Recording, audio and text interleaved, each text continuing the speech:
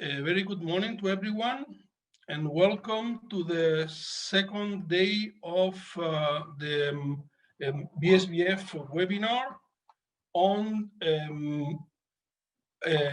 big science organizations' strategic plans, procurements, and flagship projects. Yesterday was the first day in which we had with us CEMAT, CERN, European XFEL, ESRF, ESS Bilbao, FAIR, and LIBS. And today we are going to have other important big science organizations with us.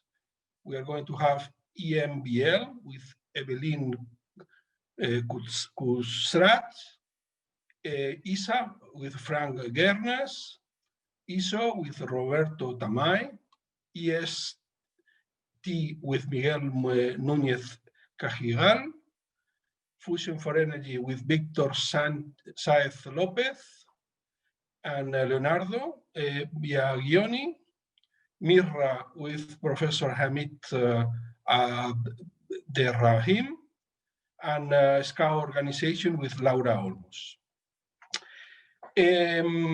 The audience will be able to participate and interact with the speakers after each presentation through the questions and answers module of Zoom. Please do not use the chat module. We will use the questions and answers. Those questions and answers will be passed to the speakers for answering after each presentation. We will also animate a little bit the webinar with some polls. The first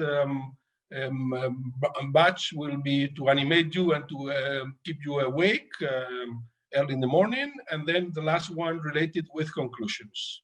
Because the webinar will conclude around 12 with the conclusions of the webinar and give me some news of the next webinar that we have ahead of us with the intervention of Roberto Trigo from CDTI.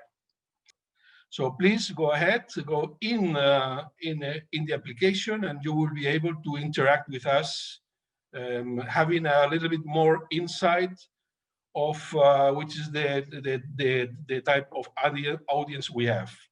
Nowadays, we are with the pandemic, we are working from different places. So this is a funny question. Where are you working at this moment now, watching this webinar? Are you at home with the kids surrounding, or are you at work, comfortable, but in a more serious environment, or maybe you are at the beach, from the beach? So let's see that mostly people are at home. So I think this is a lessons learned that we have to have, because working relations have changed in those days. So it's a 50-50, more or less, 60-40. Okay, thank you very much, Virginia. Let's go with the next one. Okay, let's check which is your knowledge about Granada, okay? Which is your best knowledge about Granada? Alhambra, Ifnif Dones, Sierra Nevada ski resort, best capacity in Spain, the beach. I don't think there is a beach, but who knows? No, there is no beach, of course. So please, you can insert multiple answers. So if you know two things, do it, okay? Okay, I see that the most populated thing is La Alhambra. It's a great historic place. I recommend you, when you will be there, to visit it. And Sierra Nevada ski resort as well. Huh? No, not many people know that in Granada there is a huge and very high quality ski resort. And of course, our colleagues from Instituto Astrofísico de Andalucía are a very great example of science in Granada. Very good, Virginia. The next one, let's see. Among the previous one, no, okay. I think this is not the previous one. Okay. Do you think this is a useful for your company to organize this type of biannual events of industrial opportunities of the European Big Science Organization? I hope everyone should say yes. Okay. It's this is the message. Perfect. Thank you very much. And I think with this concludes the starting slide round. Okay. So without more delays, let's go to the serious part, and let's go to our to pay attention to our speakers, because they are here to tell us extremely important strategic plans, 2020-2021 procurements and flagship projects on their big science organizations. The first one on the list is EMBL. Evelyn, thank you very much for being with us. Go ahead, and the floor is yours. Good morning, everybody. Just maybe first to confirm, can you see the screen right now or not that I'm just sharing?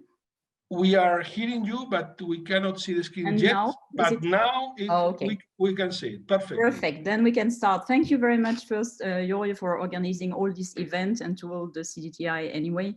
It's been a great help and a pleasure to participate today.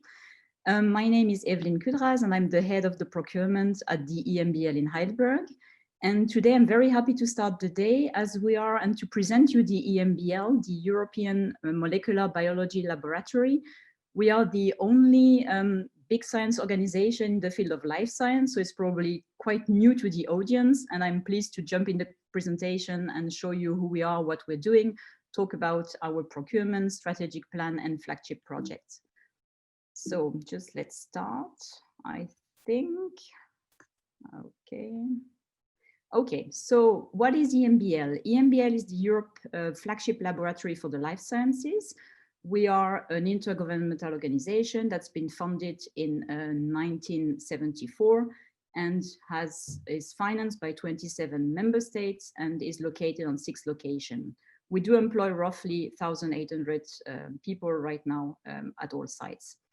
The first site you will see on the left is the most recent one that has been opened. This is the site in Barcelona. And Barcelona specializes in tissue biology and disease modeling. The building you're actually seeing is actually the building of the PRBB, which is the Barcelona Biomedical Center. And also in this building is the Center for Genomic Regulation, so which allow us to partner with all these institutions present on site. The site in the middle is Grenoble. That's the site in France, which is a Center for Structural Biology. And we share the campus there as well with strategic partners like the ESRF, where yesterday Ingrid had a talk about what they are doing, and the ILL also. And then we come to Hamburg. Hamburg is also a site in research and structural biology, and based on the site of the DESI campus, which is the German synchrotron, and we facilitate, it facilitates there our partnership as well to use the synchrotron radiation and the laser facilities. And then the 3 other sites, the one on the left is Heidelberg, that's the one I'm currently based, and this is the administrative headquarters. We host the 5 research units and core facilities. The 5 research units, for instance, is genome biology, developmental biology, structural, computational biology, and so on. Then we have the EMBL EBI, which is the European Bioinformatics Institute, located at Hingston, close to Cambridge in the UK. And this is basically the home for the big data in biology. So they are developing database software tools, sharing data all across the world to the life science audience. And last but not least, the site in Rome, which was created in 1999 and was more at the time a mouse biology station, and is now has evolved to an epigenetic and neurobiology station. So this is just a brief summary of all the key figures I just mentioned now. Very interesting on this slide are the 63 million daily requests on average that the EBI data resources got in 2019, for instance. So just to show the dimensions of their activities there. I think they're also dealing with 307 petabytes of raw data storage, which is a huge amount of data sharing throughout the world. What are our missions? So EMBL was set up to promote molecular biology across Europe. And for this, we have 5 missions. The one, obviously, the first one is to perform excellent fundamental research in molecular biology, but also to offer a lot of services to scientists all around the world. This can be expertise we share, this can be space we provide, this can be equipment we share to all member states and users in the world. Training is also a very big topic at the EMBL. We have a training center, we train scientists, students, teachers, visitors. Training is really a key thing, organizing conferences and so on. We also actively engage in technology transfer and industry relation, and I will show that later on the slide, which are the program we have currently in place towards the industry. And we also coordinate and integrate European life science research. So how is this institution, the EMBL, financed? I thought it's good to show a bit the strategic plan we have and the financial facts behind that, so that you understand where do we spend the money and where do we get it from. So EMBL is planned on a 5-year cycle. This is called the indicative scheme. And the current one is going to be finished at the end of 2021, so that we're ready for preparing the program 2022-2026. And this is the mission of our current Director General since the beginning of 2019. It is Edith Hurd.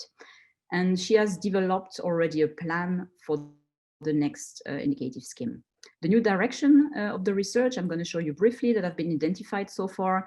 They will allow us and enable us to gain molecular insight into biodiversity and environment, but also to integrate environmental information into the understanding of organism, also understand the impact of human in the environment and the other way around, and provide solutions to global challenges, and at least to understand the life at the molecular level. To give a bit more background on what it means exactly, this program will help addressing some of the societal challenges, and I think the pandemic is a good one actually to see the measures that EMBL has implemented also. So for instance, it would be concerning antibiotic resistance, climate change, pollution, pandemics, and so on. So just to come on the financial facts, EMBL in 2019, to give you an idea, had a net income from 266 million. And I want to show you a short repartition.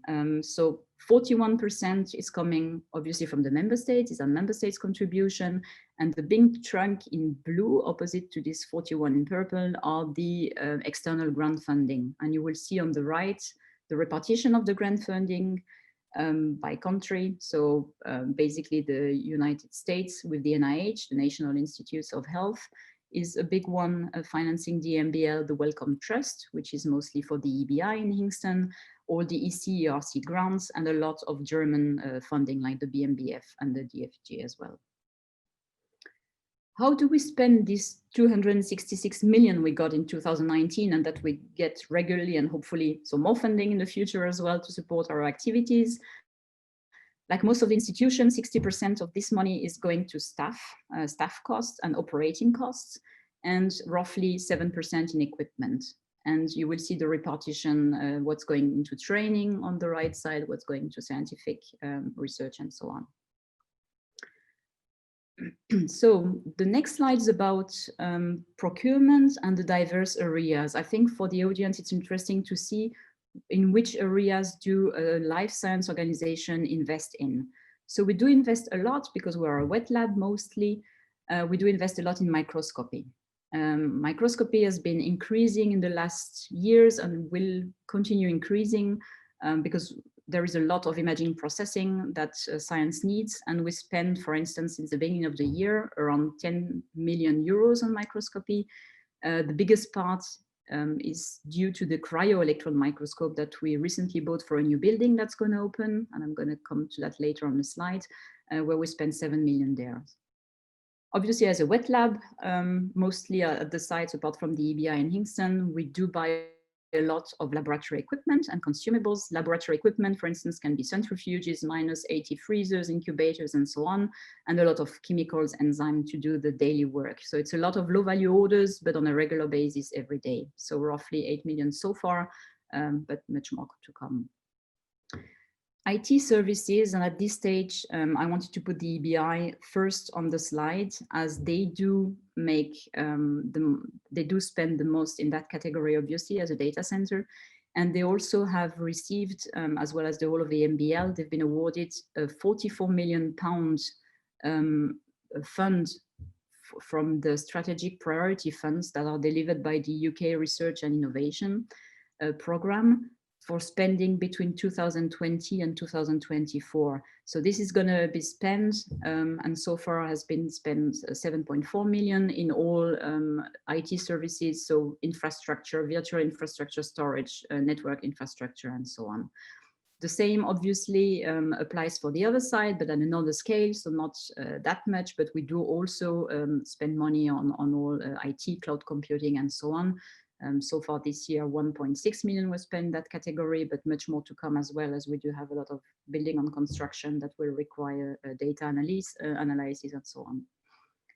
So, and to come to the next category I just mentioned, this is the construction part. At least at the EMBL on the headquarters, there is always something going on, always new refurbishment, new construction project. Here I've just mentioned 2 minor ones at the moment, but there are more to come. And a biggest project now, which will start in 2021, is the refurbishment and the new building on our site in Rome, which is going to be a project of 8.7 million. That's going to be coordinated by the CNR, which is the National Research Council in Italy. But EMBL is also helping in the planning, in the design, and will basically go through all the execution and supervise the execution of the project. Then I thought it was very interesting for the audience to see what is EMBL doing towards the industry. We do not have any industrial liaison officer, as we do have, as all other big science organizations do have, but we do have a lot of program in place towards the industry and the industry relation. So here is just to mention 4 that we have. The 3 of them are based in Heidelberg, but there are cross sites. They're just based here in the region. This is the Corporate Partnership Program, which is a platform helping, facilitating and creating, organizing events, training with the industry to the bright audience of public. The second one is the Technology Transfer Program, where the EMBL emblem, which is the EMBL Enterprise Management Technology Transfer, GmbH, is an affiliate and commercial arm of the laboratory and taking care of all technology transfer matters and topics, and currently has a portfolio of 1,000 inventions roughly. The venture capital is also based in Heidelberg and invests in core technologies throughout Europe. And basically for the focus of them is creating companies in life sciences and sponsoring them. And then the EMBL EBI has got a special industry program that is a subscription-based one for companies that use their data and resources a lot. So you will see on the next slide a few of the current partners of the, you will see on the next slide a few of the current partners of the program of EMBL in Heidelberg and current partners of the program of the EBI industry program.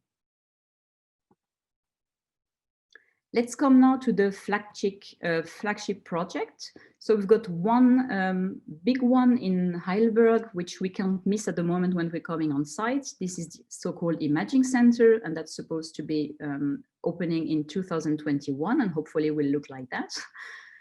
This will be a unique microscopy service facility for high and ultra-high resolution electron and light microscopy techniques. This is a cooperation with all the leading microscopy industrial companies like Leica, for instance, Thermo Fisher and Zeiss. And the center will be open for all visiting scientists from all over the world, as well as for the industry partners. I added a few background information on the financial aspect of this project. The whole project is about 48 million. Of these, 28 million is for the building itself, and 20 million will be used for the initial equipment of microscopes and supporting IT infrastructure. So for instance, the cryo microscope I just mentioned before, the 7 million ones were bought for this building that's going to open next year. And the BSBF, the German funding, as providing the largest financial contribution of this center with a funding of roughly 30 million. So this is the state of the building right now, though now there are more windows I saw this morning as I came on the campus. So I think we're right on time. I wanted also to address a very exotic project just to show what life science can be doing, not only getting wet at the bench when pipetting, but also getting wet on a ship, on a boat, cruising the oceans, for instance, like we had in the past. So it's a past project, but it is still going on. And I think it's a very important one. This is what I wanted to mention it there. It's the Tara Ocean Expedition project that was run between 2009 and 2013. And at the time, the aim of the mission of this boat trip was to study marine plankton. Why study marine plankton? Because this is a very important marker of the state of our planet. So basically, EMBL, group leader at the time, Erika Senti, coordinated the project with Etienne Bourgois, which is the president of the Tara Expedition Foundation. And we equipped the boat, you can see up there, with all laboratory equipment, and the boat was sailing the oceans. And here are key figures just to summarize the extent of the expedition, how many cruise members, many scientists of many laboratories involved, 35,000 samples collected. So it was a huge expedition, and I think the EBI is probably still analyzing all the data. And I just mentioned this project because it's still going on. And now the Tara mission is to study the microplastic pollution in the major rivers of Europe. And recently, from May to November, it's been sailing across the rivers, sailing across the Mediterranean Sea and the ocean on the coast, and try to understand the microplastic fragmentation in rivers and predict their dispersion towards the ocean. And here again, big role and contribution of the EBI, just because of the storage of the genomic data produced by the expedition. So here are very key few figures as well to summarize the expedition and the extent of the expedition. And on the last part, I would like to finish this presentation on the role that EMBL is playing currently with the COVID-19 pandemic and the activities that have started straight after the outbreak, actually in March, where the EBI, for instance, straight at the beginning of the pandemic, facilitate the setup of national SARS-CoV-2 data hubs across Europe. These hubs are used by public health agencies and research centers, and all the data that is shared there and making available to all these agencies are sequences, expression data, protein function, structure, literature, and a lot of other data. And so this is just to show the impact and the fast reaction that EMBL, and in this case, more precisely, the EBI had. But also a lot of other activities are going on. I think in March, we had 23 project submissions from enthusiastic scientists that said, hey, we want to help. We want to help in the pandemic as good as we can by sharing expertise, sharing our knowledge, our equipment, collaborating with hospital researchers, with university, exploring synthetic antibodies to stop coronavirus, and hosting a lot of virtual conferences on that topic as well. This is it basically today on my side for this presentation. And I hope that I've managed very briefly to show you what the EMBL is doing in the life science as one of the only big science organization here, and when do we spend the money that we get from our member states and all the other contribution. Thank you very much. And if there are any questions, I can answer. Thank you very much, Evelyn. Thank you very much for the excellent presentation. I think it is important to point out that you have a huge amount of activities, not only procurement in procurement of the self things, also procurement together with industry on the edge of the state of the art of technology, specifically in microscopy. Yeah. I think this was great, and thank you for the interesting presentation. We will see if now we have some questions from the audience. Belén? Yeah. Hello, everybody. So far, Evelyn, we have received 3 questions for you. First one, are the IT procurements expected to include analytics and software development services, or is this partly hardware infrastructure? So there is a lot of hardware infrastructure.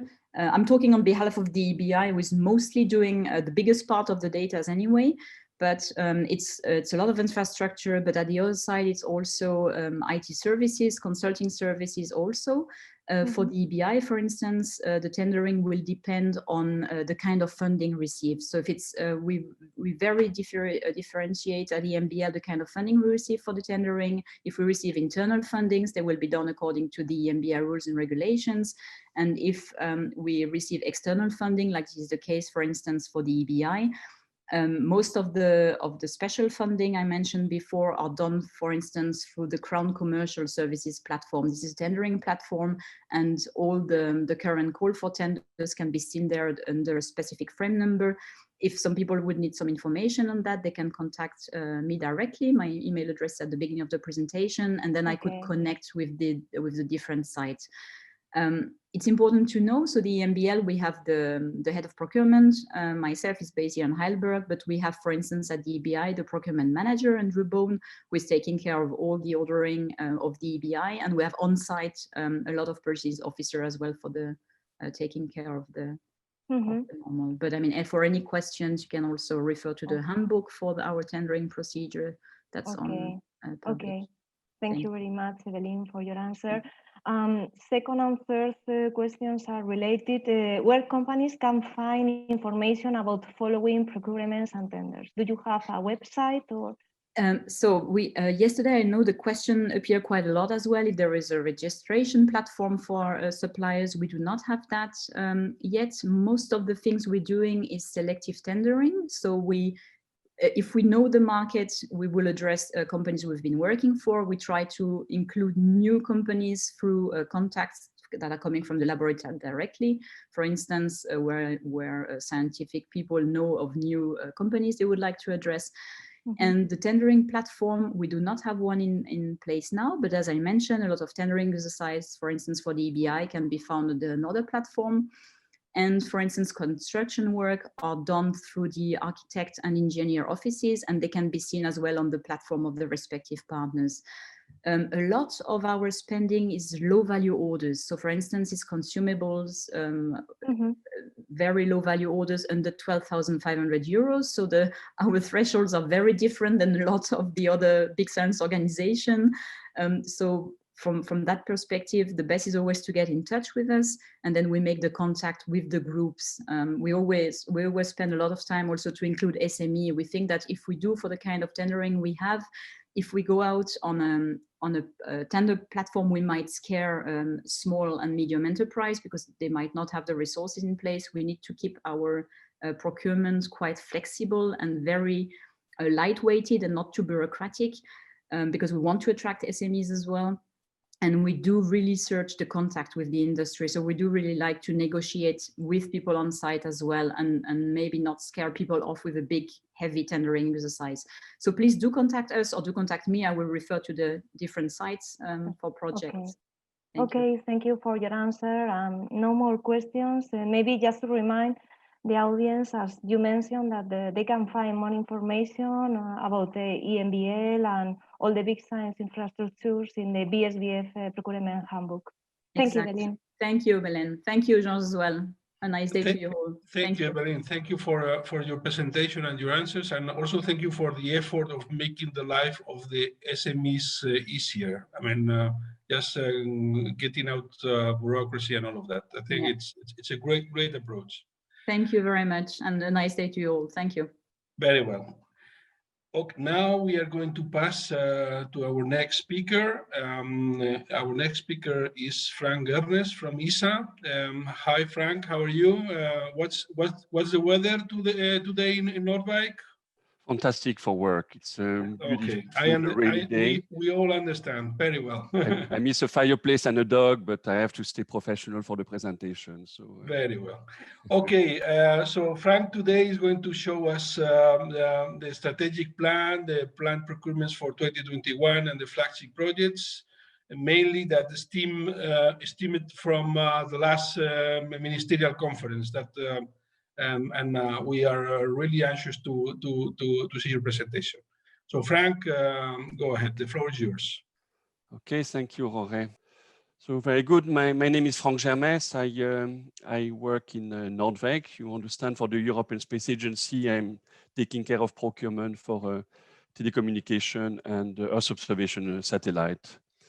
I don't go to ESA, but basically what you should know about ESA is the number of member states are in the footer there. All the flags are there. We have 22 member states plus some associated states which participate to some particular program. We are a full range space agency for space science, astronaut, exploration, which is more robotic exploration, Earth observation, launchers, certain number of elements. Technology is a bit flagged here, but because we have a dedicated directorate for technology, but you will see that technology is in every of these different directorate and discipline of satellite. As Jorge was hinting to, we had maybe it was we were lucky for having people in good mood in a beautiful Spanish city, which was Sevilla. But as shown on the screen, on the left side of the screen, we got a very high level of subscription of the minister of the different member states. So in terms of, so I was mentioning that let's say we got a very high level of subscription, even more than what we requested in the different activities of ESA, which are the one which are there. I'm going to give you a few examples of this flagship program.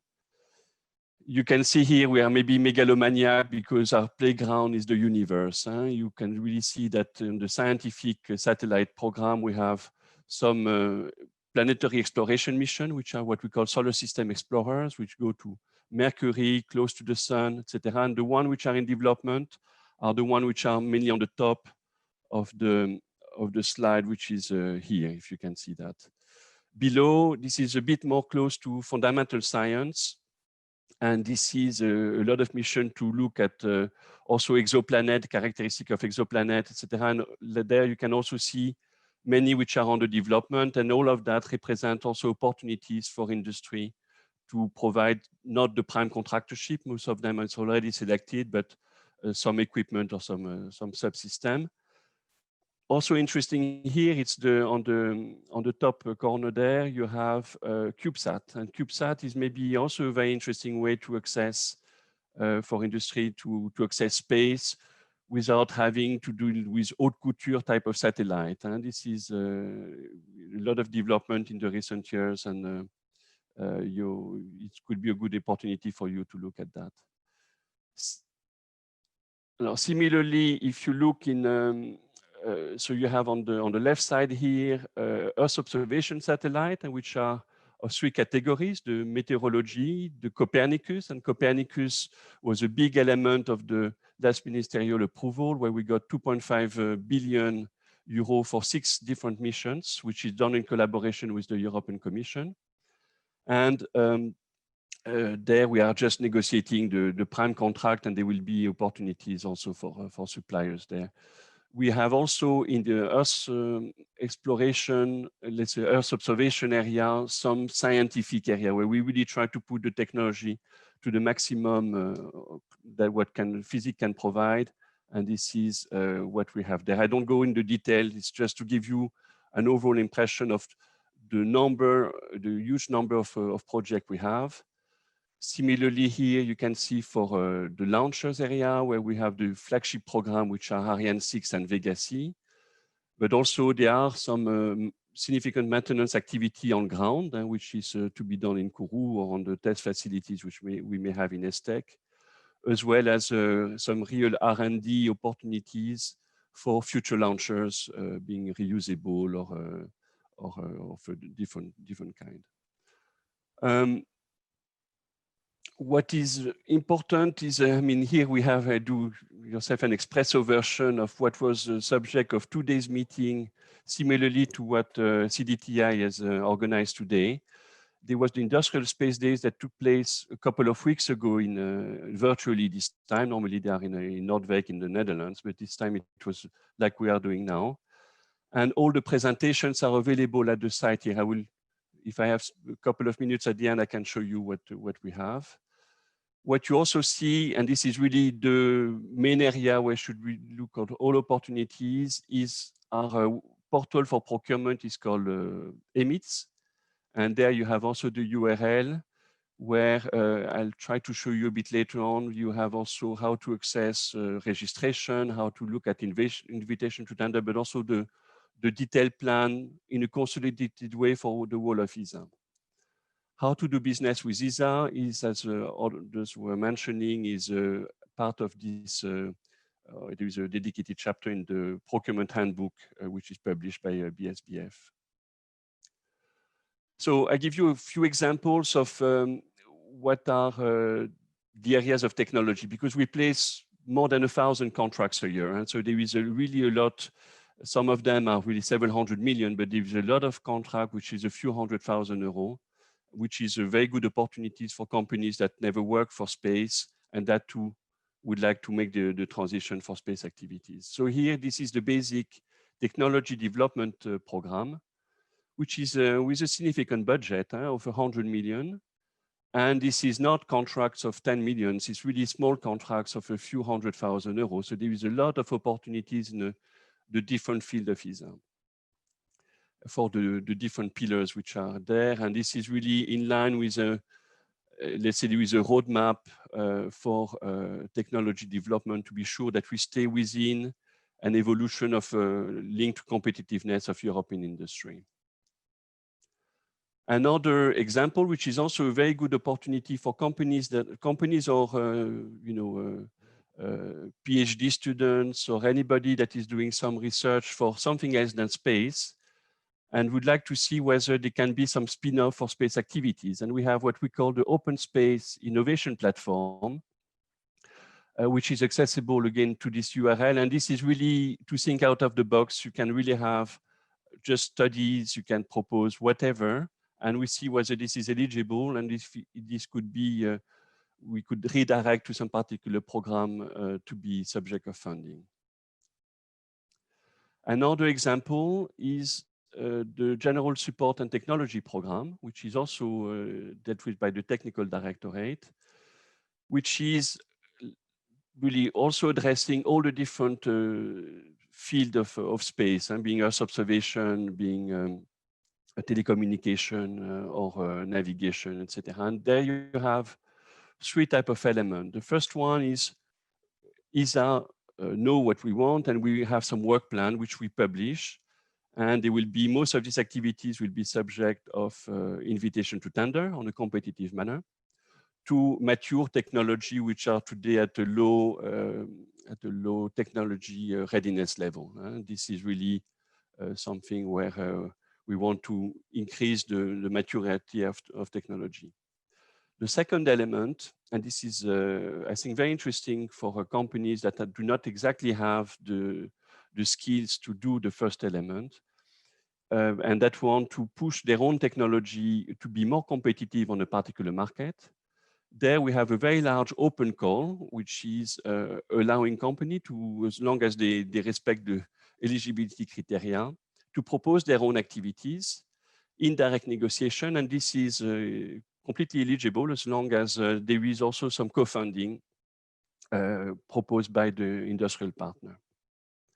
Last element of this is when the technology is really mature and it has been qualified on ground, you still want to see whether this is very good in orbit.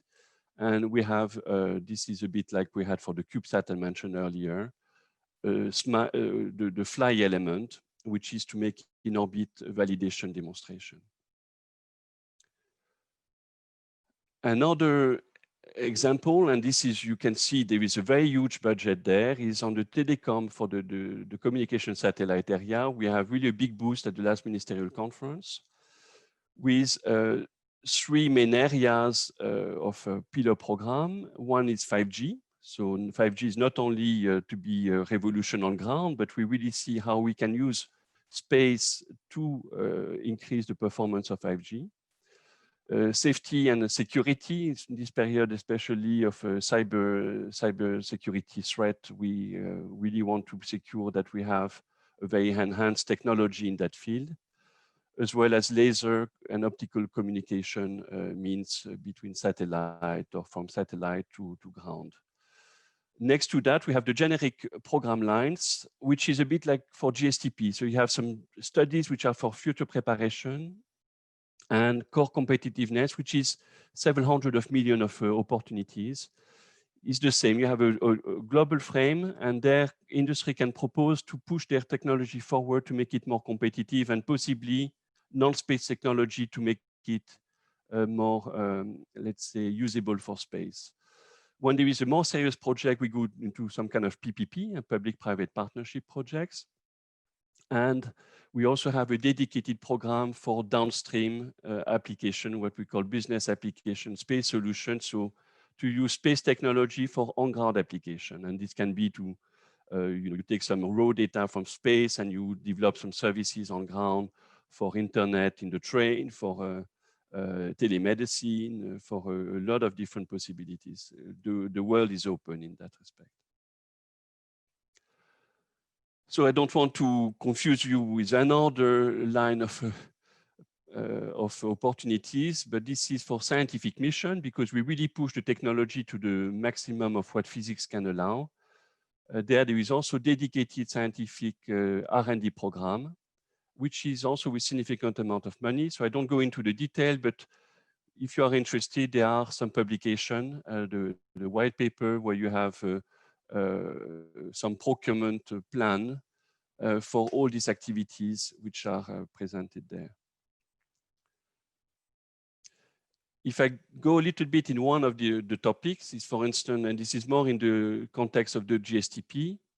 So, and this will be further discussed next year in the dedicated parallel session about materials. But there are, for instance, in advanced material, there are three main areas. They are the advanced material and processes, smart manufacturing, additive manufacturing, and all of that we have again. So for those companies that would be interested to look at that in more detail, there is more than 26 activities.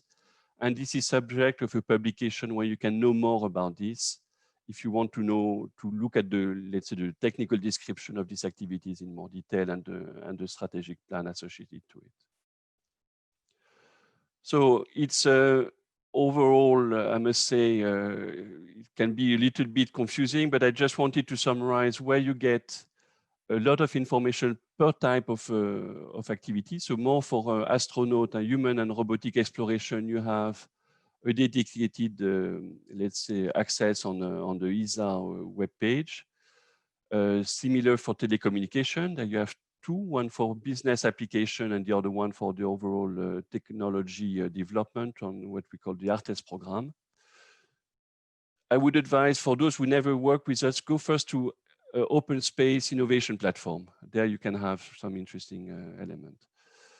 We are acknowledging that it can be quite a maze to go into ESA and try to find your way if you're not completely used to this.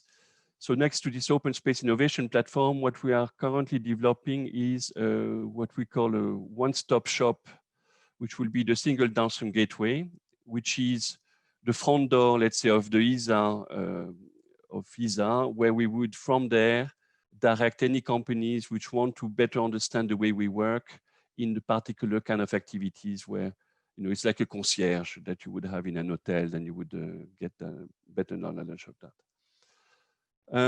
So if I have a couple of minutes, I can just show you the example, for instance, of EMITS. So EMITS is our procurement portal. Now here what you have is the list of the open invitation to tender, but you can have, for instance, if you just want to look at the total list of intended invitation to tender, Frank, there you have. If you want to show the EMITS portal, you have to share your Google browser and not the PowerPoint screen. Yeah, okay? Yeah. No, sorry, I don't. New share. The best way is unshare your screen, then select your new screen and do it. Yeah, perfect. Now, okay. So here you can see this is, for instance, the list of intended invitation to tender. So they are not yet published. And you can see, for instance, if you want to know a bit more about one particular activity, You have the budget, you have the participating state, the directorate, point of contact, etc. Like was mentioning earlier, you have to register as a company to be able to access the detailed information of each invitation to tender. So you would need to go to what I flag here, entity registration. We have also some, let's say, some yellow pages. If you want to team up with other companies, you want to better understand who does what in Europe in space, you can go to industry information, which is there. And next to all of the ESA activities, what can also be interesting is to go to the legal and to the entities. And this is what our prime contractors are publishing for opportunities for them also to submit proposal. So that's one element. And then let me just finish quickly to show you, and I really invite you to, because there you have all the details for the different area. You see my screen with the Industrial Space Days? Yes, we can see your screen.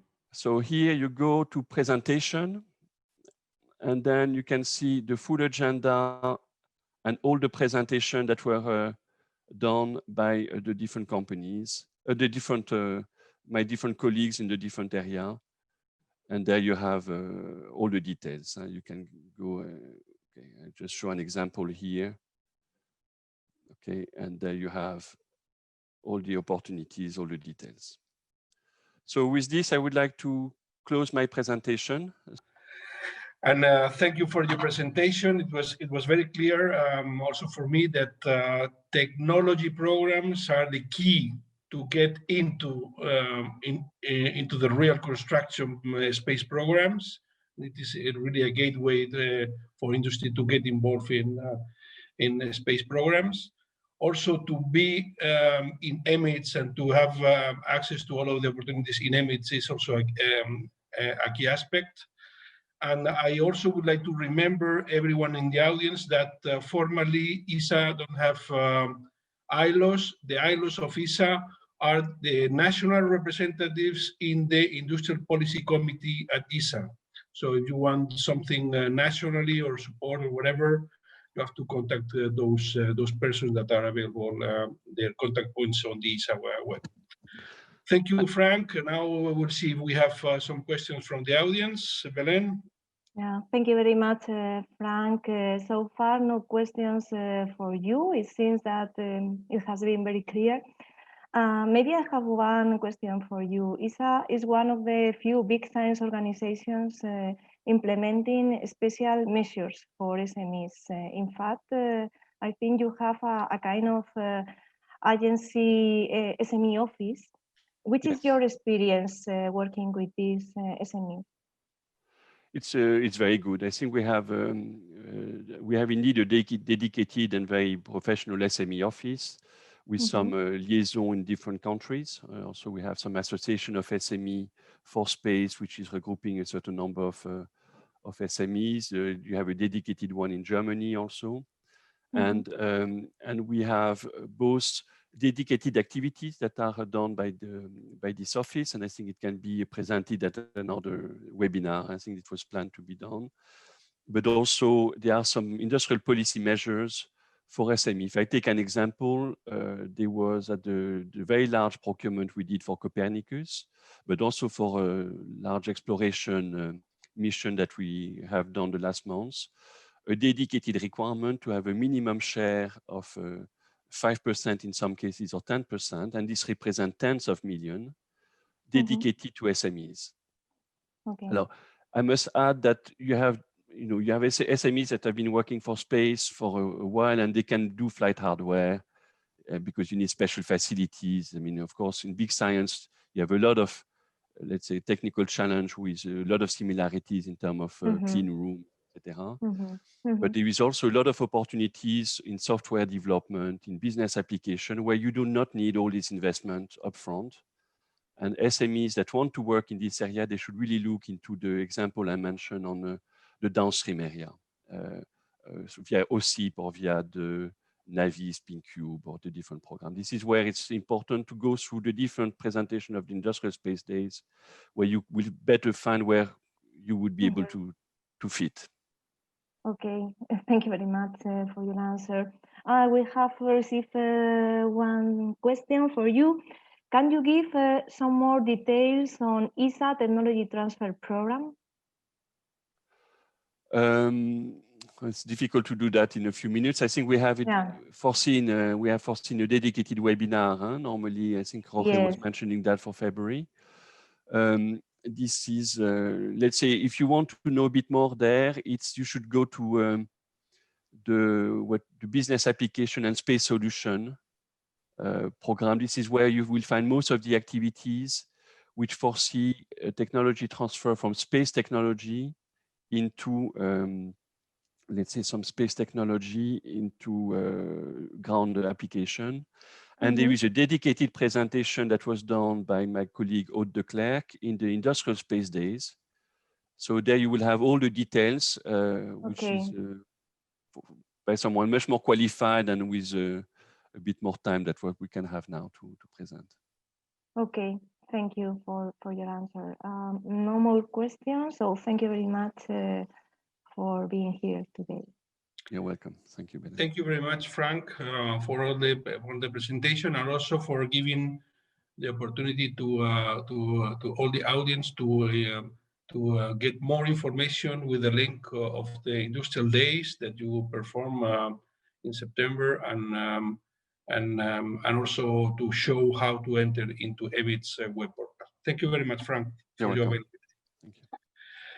Okay, our next speaker is coming from ESO, the European Southern Observatory. Roberto Tamay is with us. Roberto, thank you very much for your availability and presentation, and go ahead. The floor is yours. Okay, I hope you can see the video, and I hope you can also hear myself. I'm trying also to show. We can see the presentation, but we hear you a little bit far away. Is that any better? Much better. Thank you very much, Roberto. Okay, so I will drive you today towards the facilities that we are building, hoping also to trigger your enthusiasm and your interest in participating in this endeavor and adventure. First of all, let's start with the organization that I'm working for. This is the agenda. I will briefly introduce what is the European Southern Observatory, and then why do we build this extremely large telescope, what it is that one, the current status, and if we have time, few words about the procurements that will happen in the next months and years. ESO is an intergovernmental organization whose convention was in the 1962.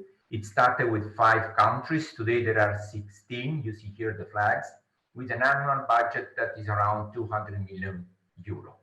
What is our mission? Our mission is to build, operate world-class ground-based facility to study astronomy. We also foster collaboration. We enable discoveries, scientific discoveries, and all of that aiming to understand better our universe. We also develop new technologies in collaboration with industries. We complement other ground and space facilities. So there is a big synergy about all the ground and space facilities. And all of that in collaboration with scientists, institutes, and industry. I would like to underline that ESO is not only an agency. We do really operate facility. We build the facility together with industry. It is ESO people who operate the telescope in Chile and the other one. So here you see our portfolio of facilities. Everything started in the 60s with La Silla, that is still there. There are still fantastic exoplanet hunting telescope there. Then we have Paranal with that is one of the most efficient observatory in ground today. We have ALMA, there are 66 radio antenna, and there is APEX that was a prototype of ALMA. We are now going to be part of the Cherenkov telescope array that is still in the design phase, in the future approval of that one. But today we will focus our attention to the extremely large telescope. Why do we are in Chile? In Chile because it's one of the best places on ground to observe the sky. There are extremely dry conditions. 90% of the time the sky is clean. very low turbulence. The picture that you see here is taken from the International Space Station. And you see that the clouds are kept below for an inversion layer situation that is created between the coast and the inland. So this is the location of Paranal, where also the ELT is being built, and this is almost 5,000 meters high. And you see here the difference with naked eye of seeing a star from Chile in the poor site. And obviously there is also an excellent vision of the southern hemisphere that in the 60s there were very few telescopes available in the southern hemisphere to look at the southern hemisphere. But why do we build it? Just to trigger your emotion. This is our galaxy. This is the location of the Earth. You see we are something like 26,000 year distance from the black hole of our galaxy. You have seen that recently. 2 days ago, it was announced that the Nobel Prize of Reinhard Genzel, who has won that using the ESO facility in order to understand a little bit better the situation of the black hole at the center of our galaxy, the Milky Way. But in this picture, there are 5,000 galaxies similar to our one. And this picture, that is the extreme deep field taken by the Hubble Space Telescope, is only this little part of our sky. And in this little part of our sky, there are 5,000 galaxies similar to our one. So I'm sure you get lost absolutely when you start thinking how little we are and why do we need this kind of facilities to better understand our universe. A little bit of what are the capability, what will be the capability of the extremely large telescope. This is today our universe, the Big Bang. We are at 13.7 billion years after the Big Bang. And with this facility, we will be capable to go down here after 300 million from the Big Bang. That is when all the first stars, the first galaxy start to form. And that's one of the main reasons to understand how all of that started, how all of these stars and constellations start forming. So with this telescope, we will be able to go down here and understand better our universe. This is because the ELT excels in collecting power. It's a big primary mirror that is the collector of light, collector of photons, and a credible high angular resolution. It is 5 times better than actual Betz telescope and 5,000 faster exposure time. So there will be completely new parameters. It's like opening a window that you go in an hotel at night. The day after you open the window and you see a panorama that you didn't expect it would have been there. Just to give an idea of comparing the capability. This is for a fixed field of view. This is the capability of the Hubble Space Telescope that is above our atmosphere. That is one of the main reasons that it is difficult to build telescope on ground because of the disturbances introduced by the atmosphere. This is the same field of view with actual best adaptive optic telescope at Paranal. Adaptive optics is the technique that removes the noise introduced by our atmosphere. And this is what we will achieve with the ELT. So you can see the increased resolution that we will obtain with this facility. I was speaking about the atmosphere because indeed it is fantastic to see it. It is this thin layer as it appears from the space, but at the same time it disturbs the light that is reaching our ground. You see here an image of the sky without the removal of all of this atmosphere noise. And this is when we close the loop with this adaptive technology. That is a technology that changes the shapes in real time of one of the mirror at the level of kilohertz, being corrected, monitoring a reference guide star. And therefore we remove all the disturbances that the atmosphere is transferring to the light that is crossing up. So after all of this part, what are the questions that the scientists have? How our planetary system form, how common the systems are, and obviously, do other planets have atmospheres? Are there exoplanets like our Earth? And can we detect any signs of life? These are only few of the questions that we all have, and we would like to provide an answer. We will be capable with this telescope to identify exoplanets in an habitable zone, but most importantly, we will be able to analyze the atmosphere of exoplanet. This will be the first telescope who will be capable of detecting biomark in the atmosphere of exoplanet similar to the Earth once they've been identified in the habitable zone. Now, after all of this one, time is running.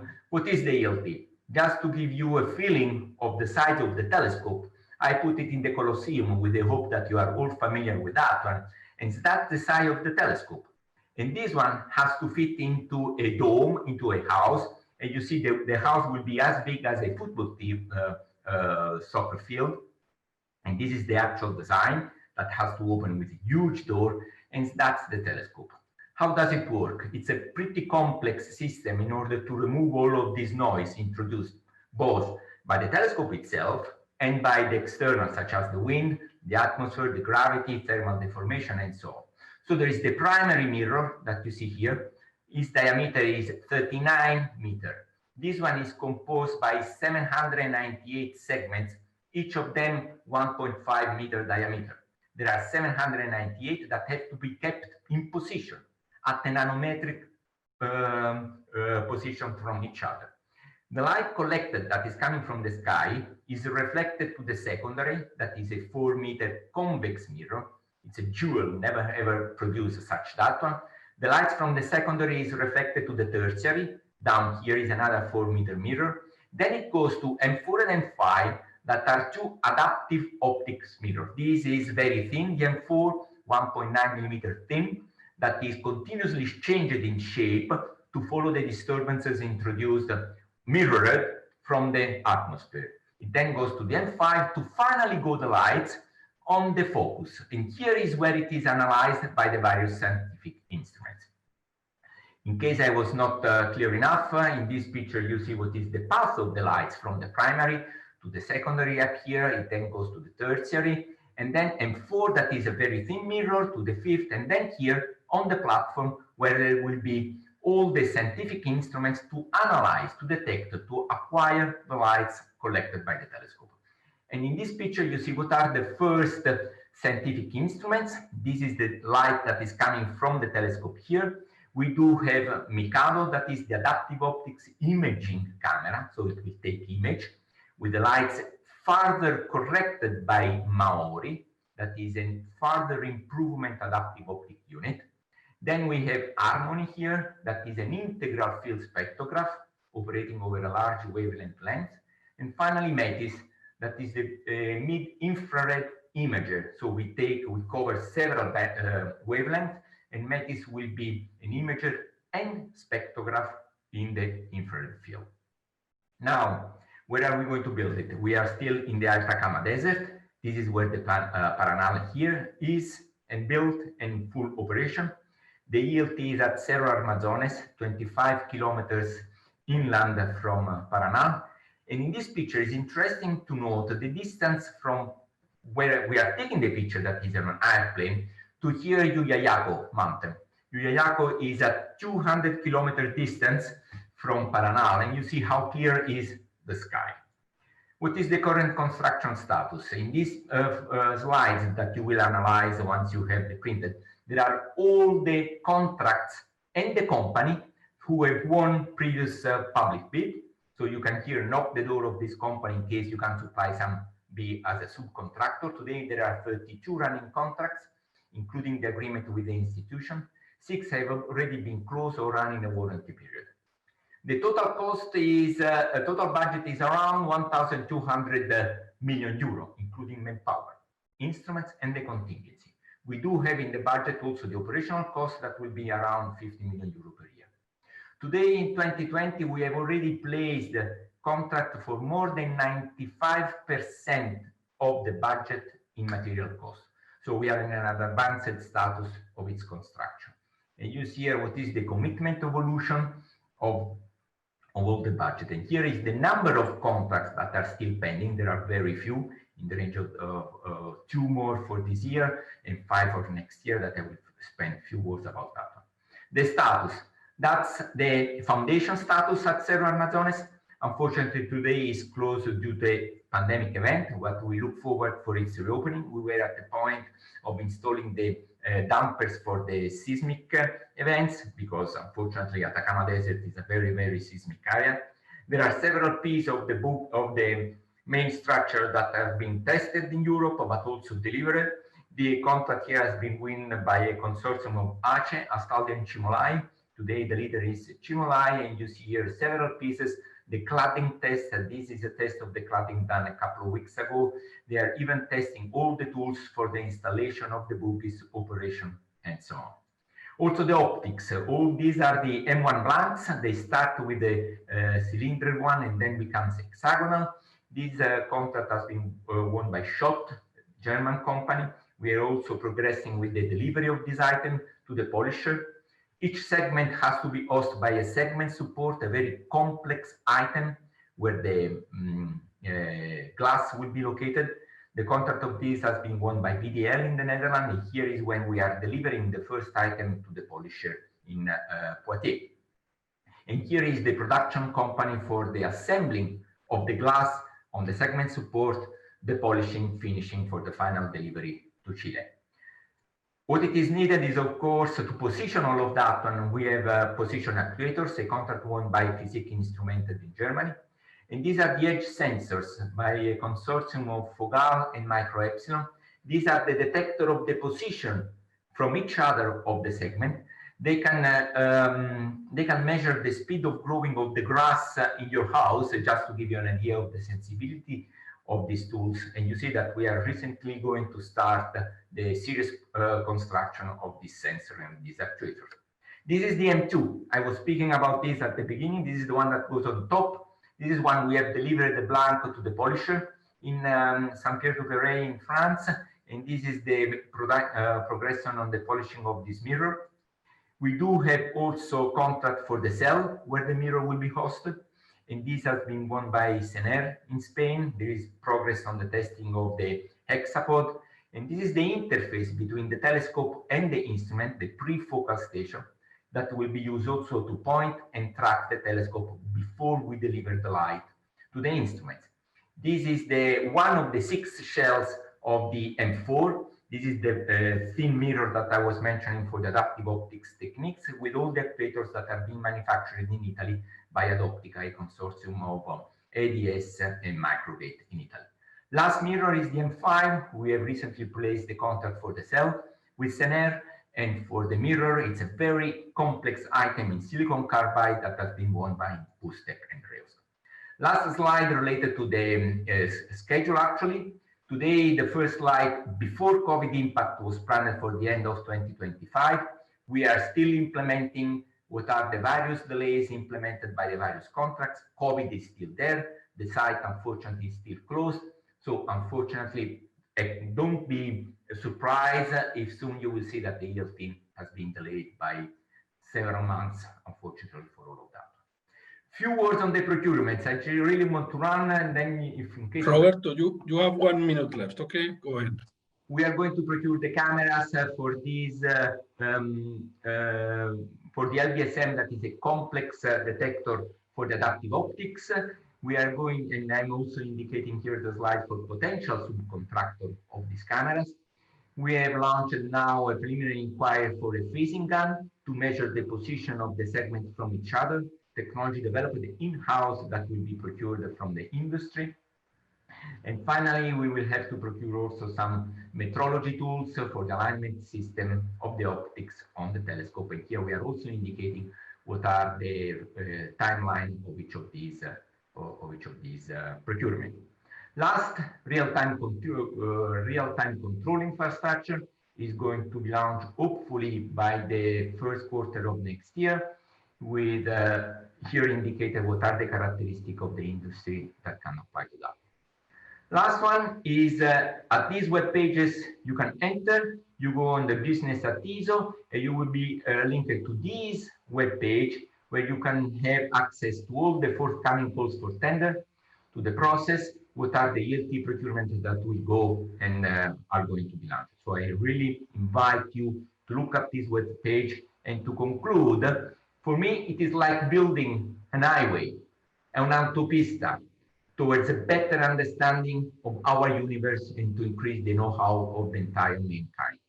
So thank you very much, and sorry if I went a little bit below above the time. I really hope to have excited and triggered your interest to join this fantastic adventure. Thank you, Jorge. Absolutely. Thank you very much, Roberto.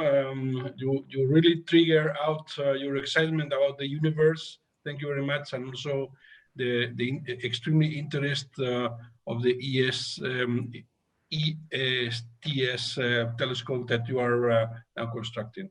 It's a great effort up to the limit of technology. We will see if we have some questions from the audience. Belén?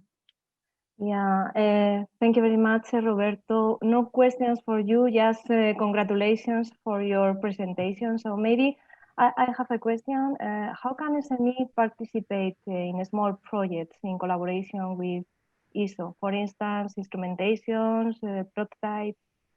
Okay, thank you for your question. There are two ways.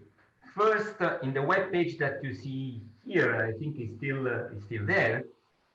If you enter in the various forthcoming calls for tender or procurement, you can apply, you can indicate your interest to participate to those calls for tender, or entering in the ELT web pages, you can verify who are the companies and the institutions that are building the scientific instruments.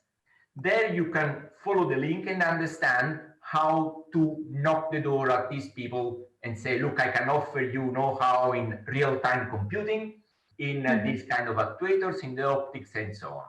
That's why I have indicated that link, those indications that might be helpful to the various people who show interest.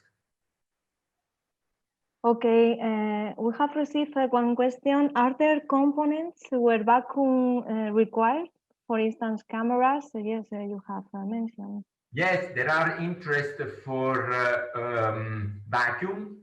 We are now running a call for tender for a coater. A coater is a unit to deposit the reflective material on the top of the glass. In order to do that, we have to go in high vacuum condition, and therefore providing an expert in a big tank, we are speaking about 5-meter diameter tank of height of around 2 meters, will be very much appreciated. So this is a running call for tender, where again, at the link that I've shown, people can see what am I speaking about, and demonstrate their interest to participate. Okay, another more question. Having ELT procurement mostly done, what future large projects might be for ESO, and in what timeline? That's an interesting question. Today, timeline goes for the end of the 20s. I speak about 2029, 2030, where there could be ideas for new projects. New projects are still there. Our friends scientists are always pushing and asking for something more than what the engineering are trying to provide them. So the timeline is by the end of these decades, beginning of next one, for a big project. But in terms of little project, new instruments, that is always alive. There is always a request. For example, we are already speaking about the second generation of instruments for the ELT. We are speaking about Mosaic and HiRes, and that will happen. Again, go to the web pages of ESO and you will see what is the roadmap of the instruments and of the future projects. Okay, thank you very much for your answer and for your participation, Roberto. No more questions. Thank you very much, Roberto, for your answers and for your excitement about our universe and the ways to reach them. Okay, thank you very much. Our next speaker is also related to astronomy. Is Miguel Núñez from the EST, European Solar Telescope. Miguel, thank you very much for being with us.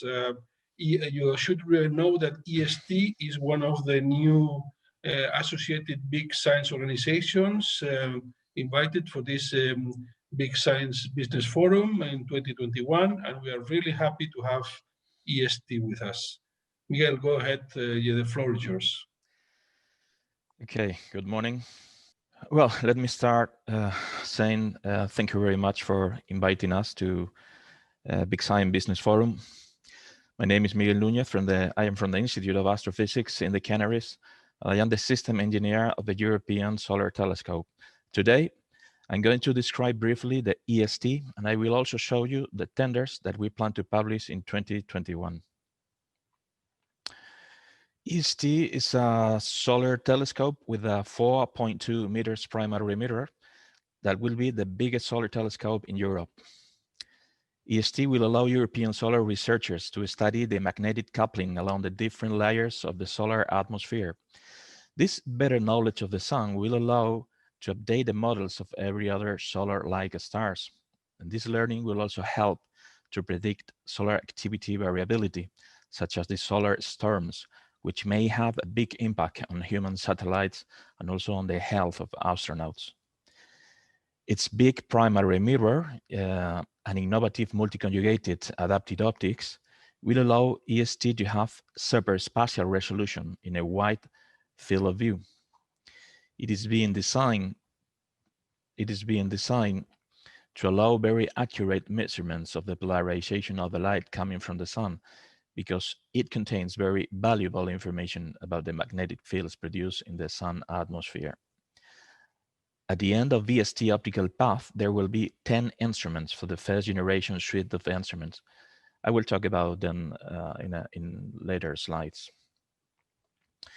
The European Association for Solar Telescopes, EAST, is the entity promoting EST, and it is currently composed by 26 research institutions from 18 European countries. This is most of the European countries are involved in this association. And I think it's worth mentioning that EST became an ESRI strategic European infrastructure in March 2016. Being EAST an association with so many research institutions, you may wonder, how do we organize? Okay, EST has a project office in charge of defining the global architecture of the telescope so that it fulfills the science requirements. Once we have a global concept, we split the parts, write the specifications, contract the industry to design the parts on the telescope with more detail, and later we build EST. The EST partners can contribute in two different ways, with cash or with in-kind contributions. A very clear example of in-kind contributions are the 10 first-generation instruments that are created by a consortium led by research institutions. In terms of scheduling, we already did a design study in the past. It already finished, and currently we are addressing the preliminary design, while the detailed design and construction phase will start in 2023 and 2024 respectively, as it can be seen in this slide. The green bars represent where we are now, carrying out the preliminary design, while the blue bars already represent the detailed design, construction, and operation. The height of the bars represents the expected cost, so it is clear that the biggest expenses will be during the construction, having a global cost for preparatory phase and construction of 200 million euros.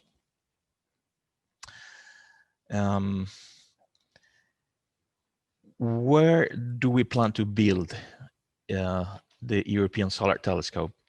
EST will be located in the Canary Islands, and although it has not been definitively decided yet in which of the two Canarian observatories, the present proposal is to build the EST in the Observatorio del Roque de los Muchachos in La Palma Island.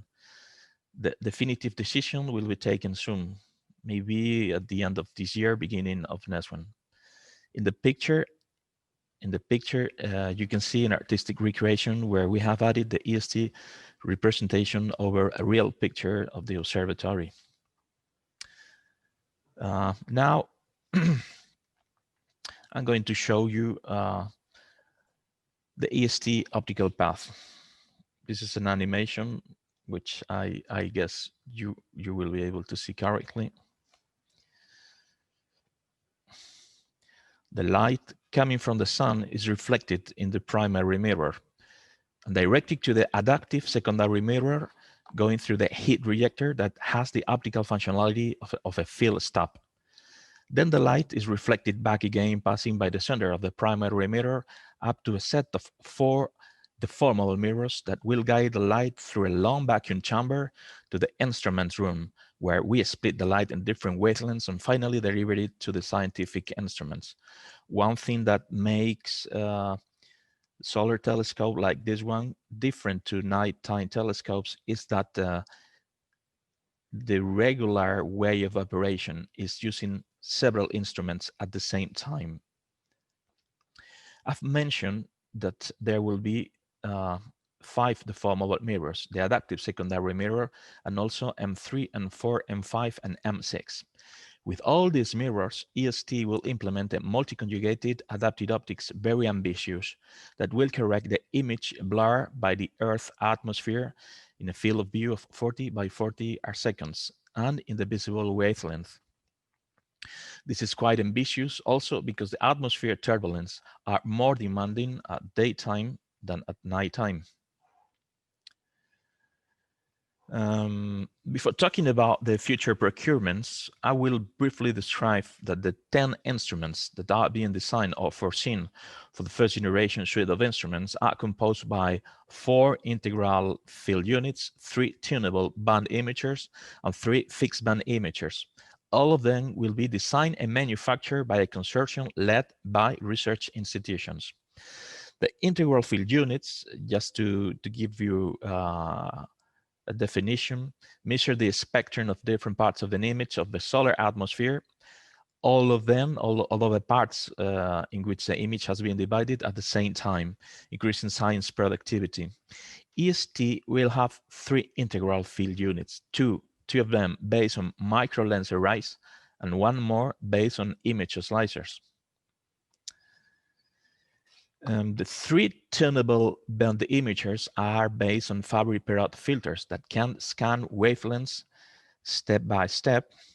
Let me push the play button. In the slide, we have an animation of a solar spot seen in the continuum and also is Stokes parameters, so that we can study its polarization, which I have previously mentioned is quite important to get the information from the magnetism activity in the solar surface. The third type of instruments are fixed band imagers that are used. Again, I have to play I have to push the play button.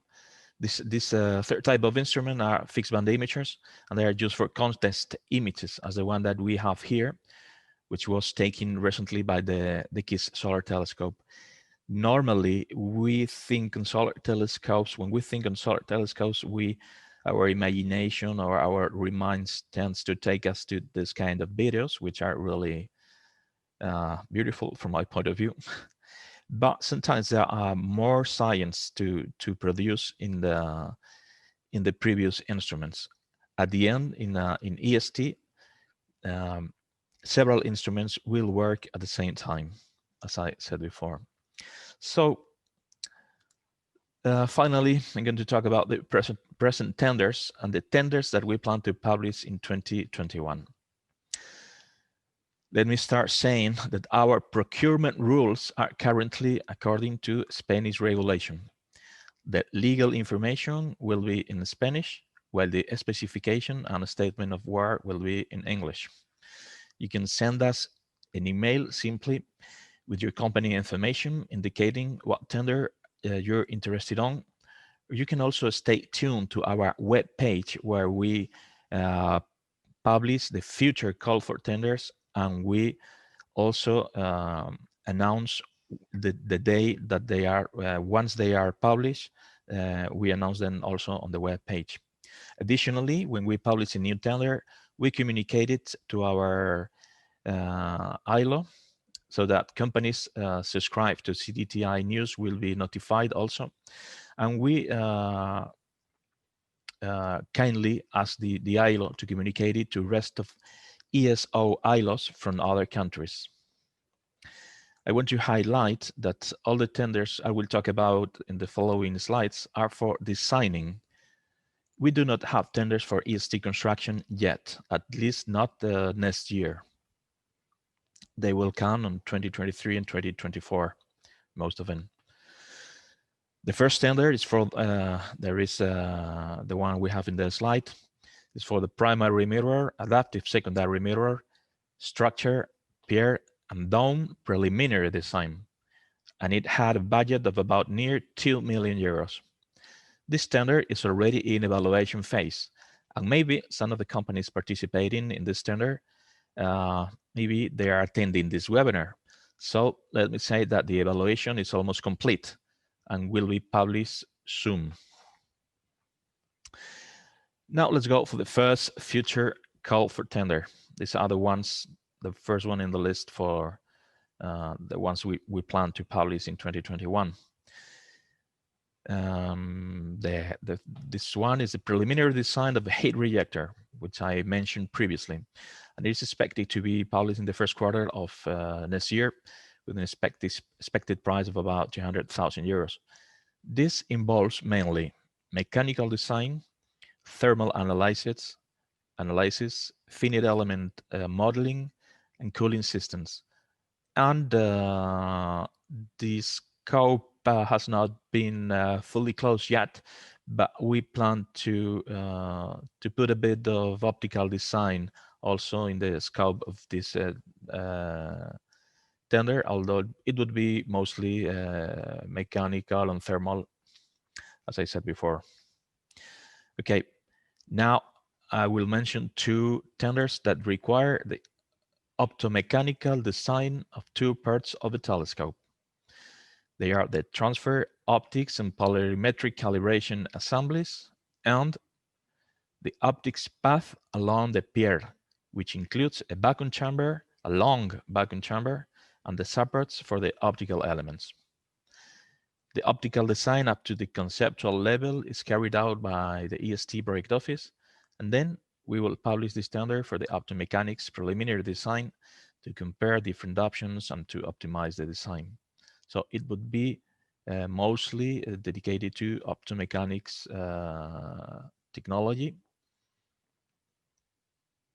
also with some with knowledges of thermal analysis.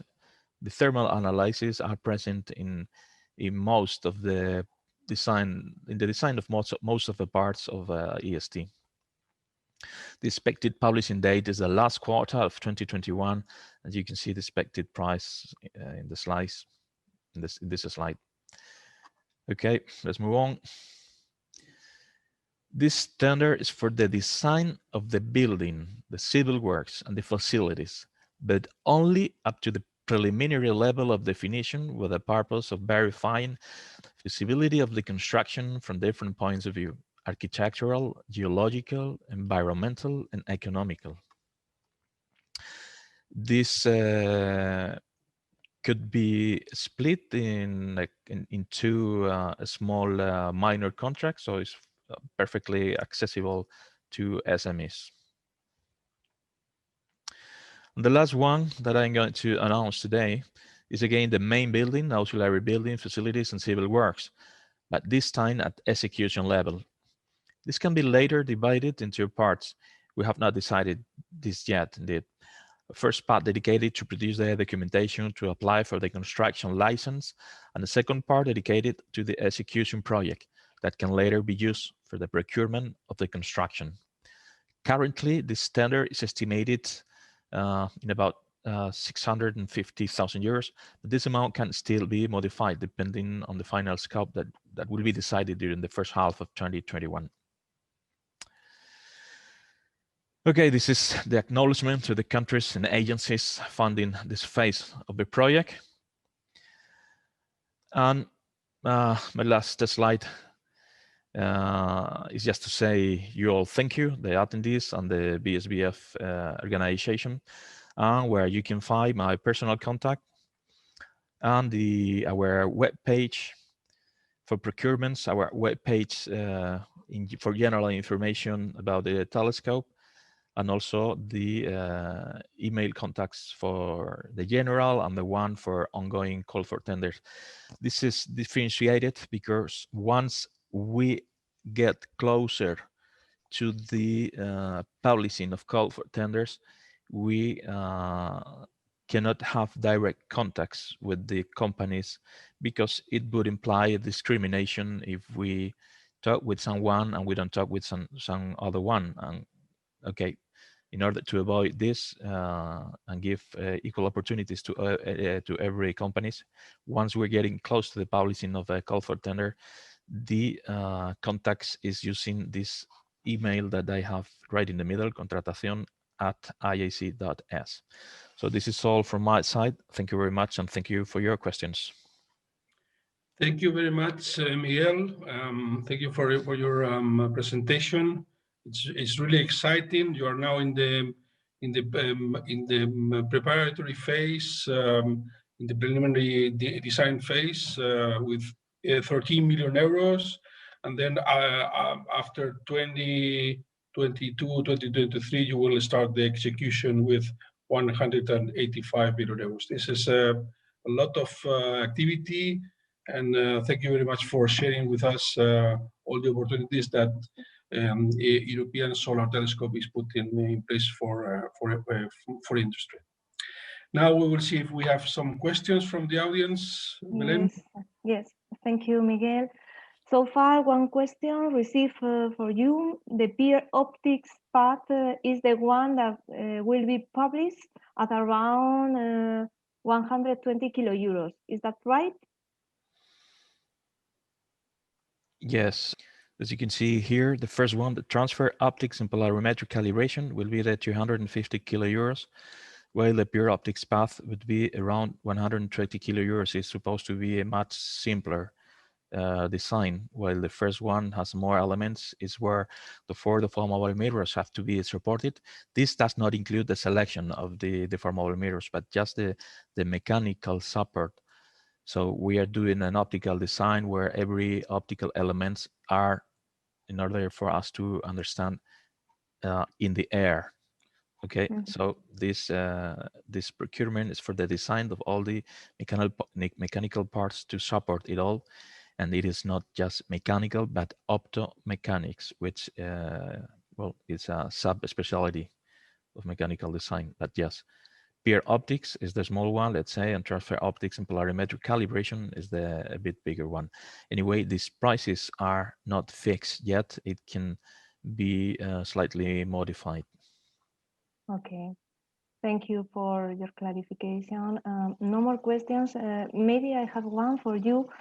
Very briefly, could you explain the audience which are your standard types of procurement process? I mean, do you normally use open procedures, restricted procedures?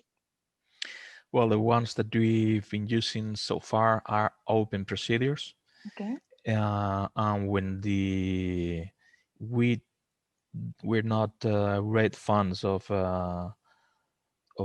call for tender. So if the amount of money is not big enough, we just do minor contracts, which imply getting different offers and doing a comparison, mostly based on price, but also in other considerations, maybe as well use. They are more, they're faster to communicate to the companies and faster to decide. But the call for tenders, regarding your question, we have published so far, they are open. Yeah. Okay. Okay. Thank you very much. No more questions. So I give the floor now to Jorge. Thank you very much for your Thank you, Miguel. questions. Okay. Thank you, Miguel. And indeed, it was an extremely interesting presentation seeing the European Solar Telescope, how you are implementing it, and it is also worth to mention that you are one of the ESFRI projects now on. Okay.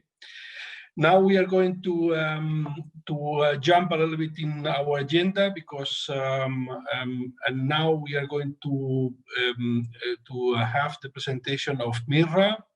MYRRH is the new associate big science organization for the BSBF, and with us we have Mr. Hamid Abderrahim, and he's with us to show which are the strategic plans, the procurements, and the flagship projects, and how you are going to implement this facility in Belgium.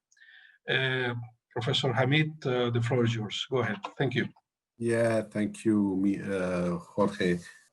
So, good morning, everybody, and it's my pleasure presenting in this BSBF webinar where we are with MYRRH and what are the plans for spending in the coming 4 years. So I will try to tell you in few words what is the MYRRH project and the reasons to invest in such a project in Europe, and particularly why Belgium is so interested in it, and the phase 1 realization and the procurement that we are foreseeing in this for the period 2024. So MYRRH is what we call in our jargon accelerator-driven system. It's coupling a subcritical reactor, that's this box where are the, let me see if I can find the pointer, laser,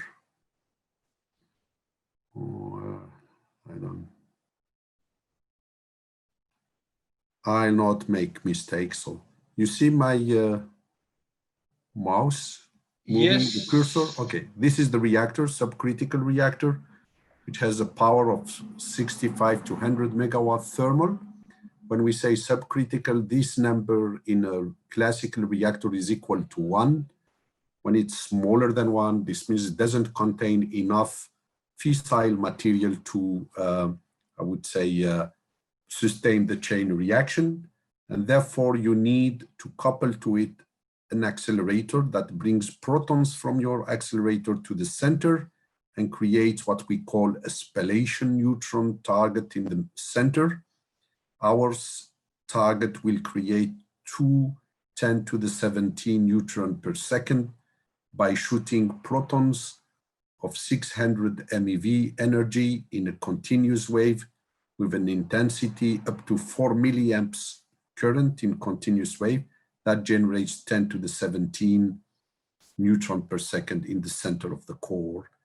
And these protons are bombarding continuously the liquid metal, which is a mixture of lead and bismuth eutectic, and it's melting at 123 degrees C. And this coupling of the 3 elements is what we call the concept of ADS, and the purpose of this machine is to make research in different fields. I will explain to you, but the main topic of research we would like to do is to solve the issue of the nuclear waste that are generated in our power reactors of today and can be going in the geological disposal, but if you reduce some kind of waste, you can reduce the time span of these nuclear waste. So the MYRRH portfolio research is, MYRRH stands for Multi-Purpose Hybrid Research Reactor for high-tech applications, and the kind of high-tech applications is to make material for fusion reactors, to research that, fundamental research thanks to the accelerator for medical radioisotope, fundamental science, material science, etc. We can use also the neutrons we are generating in the reactor for looking to future generation 4 kind of reactors that will be allowing more sustainability for nuclear energy. We do look for producing medical radioisotope for innovative radioisotope for medical applications. We do also demonstration for what we call small modular reactors, but we can do demonstrations of them. You see here the idea is to get to a reactor that can be transported on a lorry from the production plant to the place where it has to be plugged and producing electricity or heat or hydrogen. It's not just making electricity. But as I said, the main purpose of research is to deal with the spent nuclear fuel getting out from our today's reactors. And today,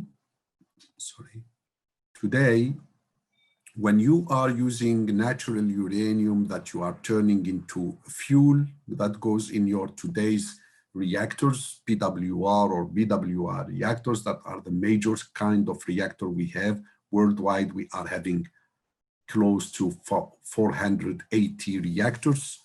Sometimes when you are in Europe, you hear only that we have to shut down nuclear energy. Even my country is saying that we can get rid of our nuclear power by 2025, whereas it represents 50% of our electricity. So I don't know how we will be doing then. Also answering our duties towards CO2 reduction. We want to change all our cars to electric cars by 2026, at least the one that the companies are providing to their personnel. But we suppress at the same time the nuclear electricity, which represent 50%. So I think some of our politicians either are magicians or not knowing what they are talking about. But that's the reality of our world. We have to cope with that. But nevertheless, the nuclear waste is on our table. We continue nuclear energy or we stop nuclear energy, the waste is on the table.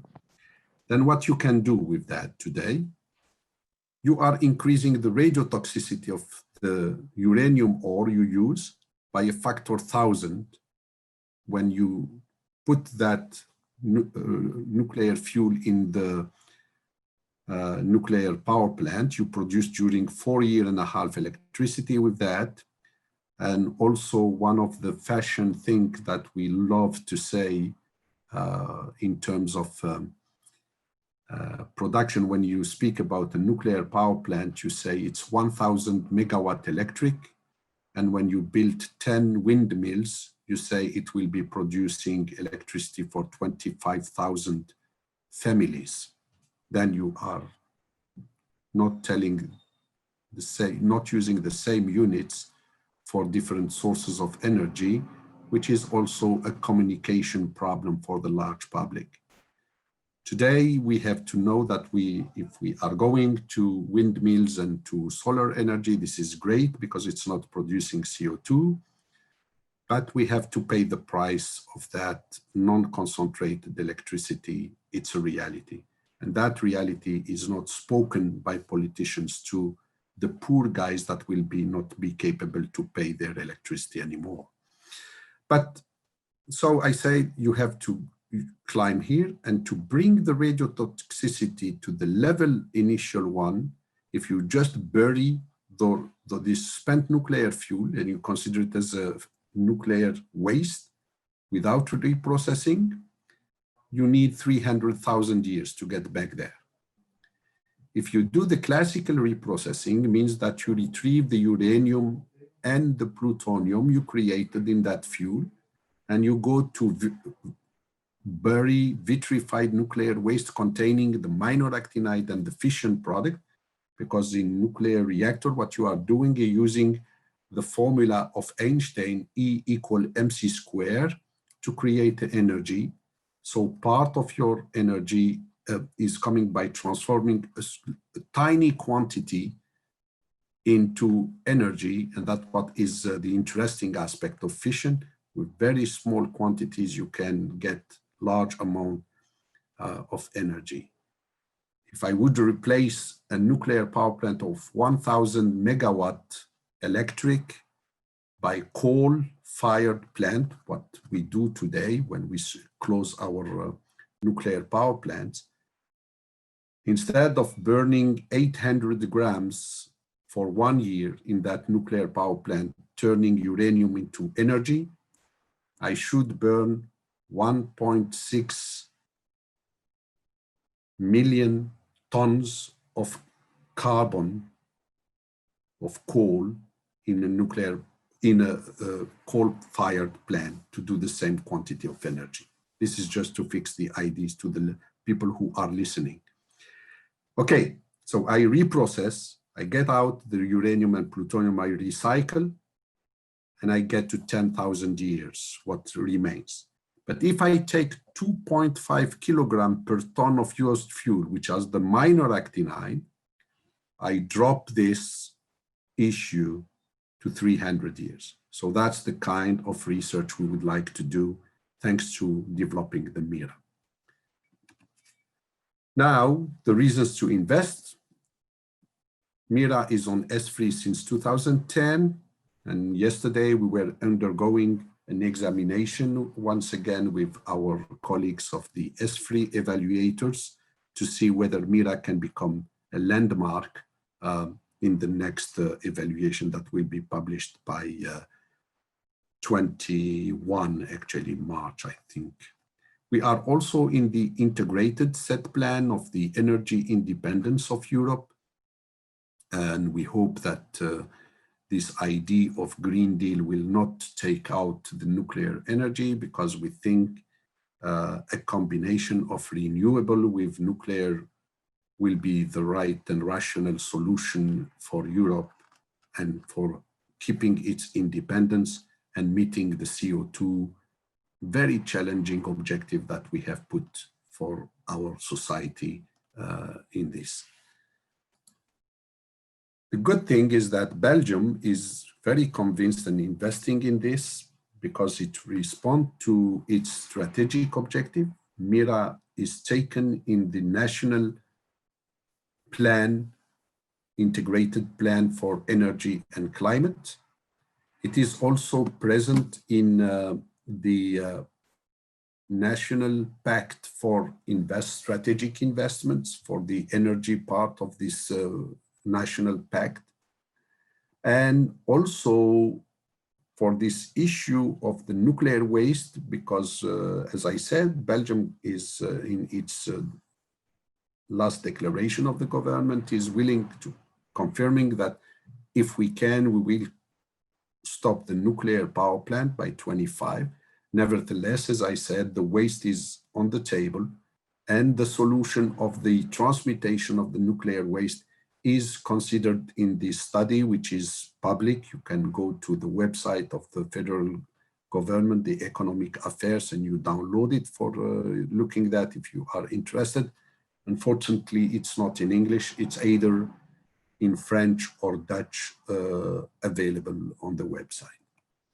But also what our country is saying, that we are willing to maintain a high level of expertise in nuclear know-how. And we know that it's not by reading books or lecturing at the university that you can maintain a very high level of expertise. Today, the turnover of, let's say, nuclear-related activities in the country, yearly turnover is 6 billion euro, 22,000 people working in this field, not only for nuclear energy, but nuclear medicine, nuclear space. We just heard about space before. We are very present also in the space applications, and also for radiation protection, protecting environment and people from radiation. So Belgium is very active in various fields of where nuclear know-how is used. And so we want to maintain that. We want not only to maintain, but remain and be an international attraction pole for young talented people in nuclear applications. And we are experiencing with MYRRH this happening. We have 34 nationalities in the project today, and turn innovation into solution for society challenges like the nuclear waste, nuclear medicine, and nuclear sustainability of the energy. Today, we have a large international partnership in various sectors from the universities. We have many European universities working with us, research centra present with us in the MYRRH project, and also the private sector and companies involved. Beyond Europe, we have relations with South Korea, Japan, DOE, some others which are less really present with us. Now, when it comes to what are we spending today, our money is mainly Belgian money, but we have some European money coming from some projects. But the big money is coming from Belgium. I will tell you what is the amount of money. We are going to construct the first phase of MYRRH, what we call Minerva, and I will tell you more detail about that. And I will tell you the procurement, the amount of spending which we are having in 2020 to 24 is about more than 200 million euro to be spent in there. So the decision to build MYRRH has been taken in 2018 by the federal Belgian government. We opened that for international participation. Therefore, we are listed on ESRF to make it a European research, large research infrastructure, but it will be positioned in Mol, where the labs and the premises of SCK CEN are present. It will be in Belgium. This is northeast of Belgium. The allocated money for the period 2019 to 2038 by the Belgian government is more than €500 million. And out of that €500 million, there will be about 300 million, which will be concentrated for the realization of phase one. I will show you what's that. You have one minute left, okay? Okay, yeah. And we have also the consortium of IESBL for that. So what we want to construct is this part, the accelerator 200 MeV supplemented by a proton target facility. And then will come the phase 2 and 3 after 2026. This should be built by 26. The footprint of what we build is this part. So the accelerator 200 MeV, the proton target facility, and the auxiliary buildings. So the contracts that are given today are mainly related to this. There is some support R&D contracts, few tens of millions, whereas here we are talking about 200 million. And this is the kind of things that we are doing. There are design engineers for these parts. There are also procurements for the accelerator and procurements mainly for the cavities that we are needing for this accelerator. Also the buildings and the proton target facility, which are this building here. The design engineer contract has been just signed yesterday with a consortium from UK, whereas the accelerator consortium is with Spain and Belgium consortium. The ISOL targets will be based on the Triumph design. And there is a place where you have to look on the website of MYRRH here, procurement. You will find all the contracts of procurement. And if you don't find, just send info@myrrh.be and we will be responding to you. I have finished. And I think there is an animation. I don't know if it will work or not. Yeah, it is working. Yeah. So this is the phase one, this building, the accelerator, the proton target facility, and this is the RF hall, radio frequency hall. Then the phase two, 600 MeV accelerator, and then the phase 3, the reactor, subcritical reactor building, and its reactor, its site.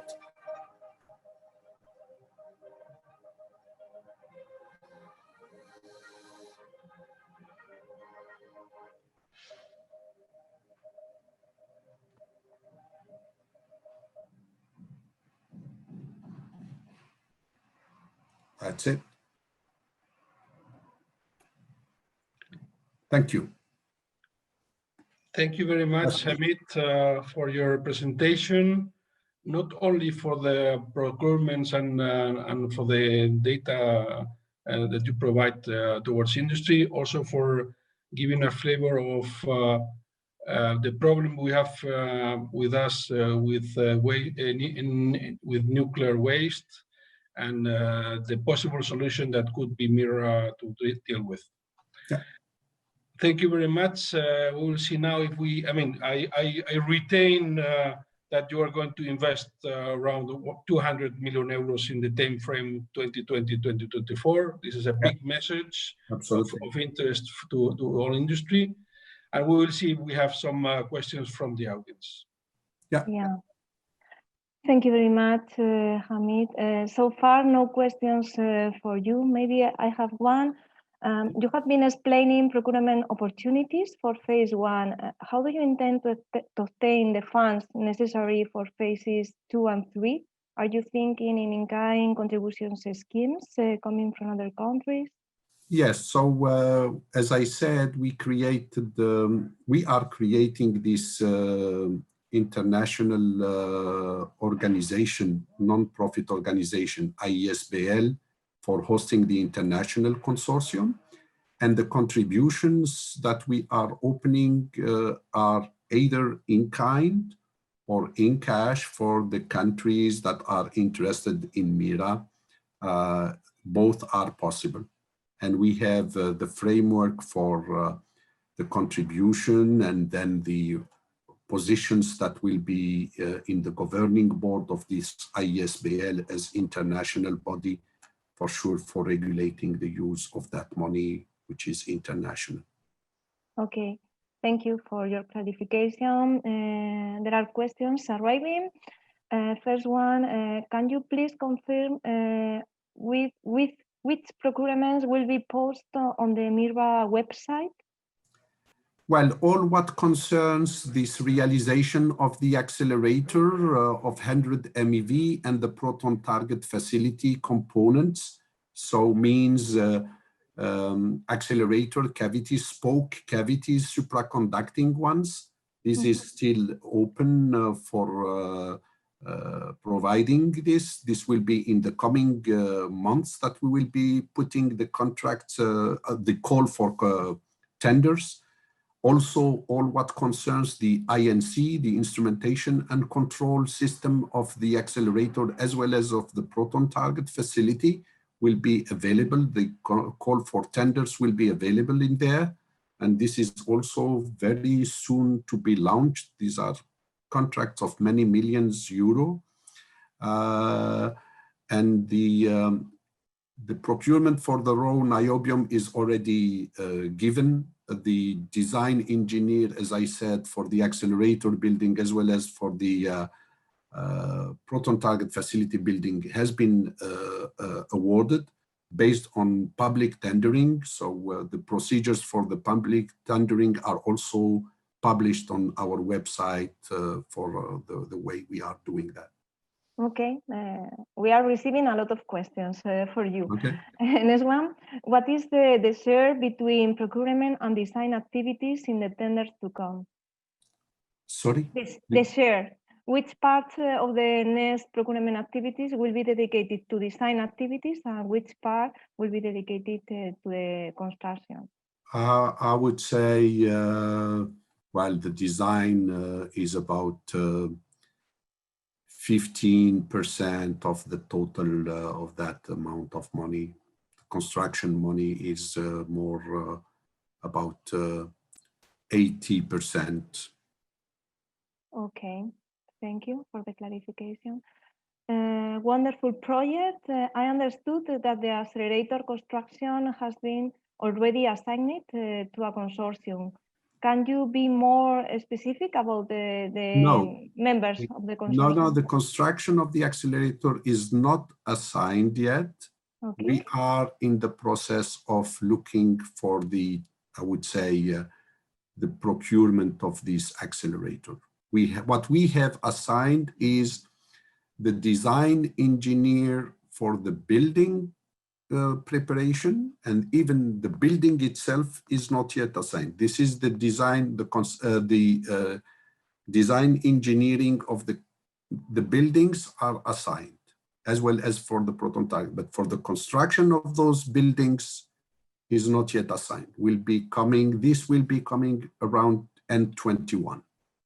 Okay, perfect. You are now answering the next question that was about the buildings of phase one. End-21 will be the call for the. Okay. So, yeah. Okay, thank you. I think this is the last question for you. Are the procurement about switching magnets already being published? Not yet. It will be published in, I would say, beginning of 21. Okay, thank you very much. I think, yes, there is one more question arriving for you. And it is expected to use components made of beryllium?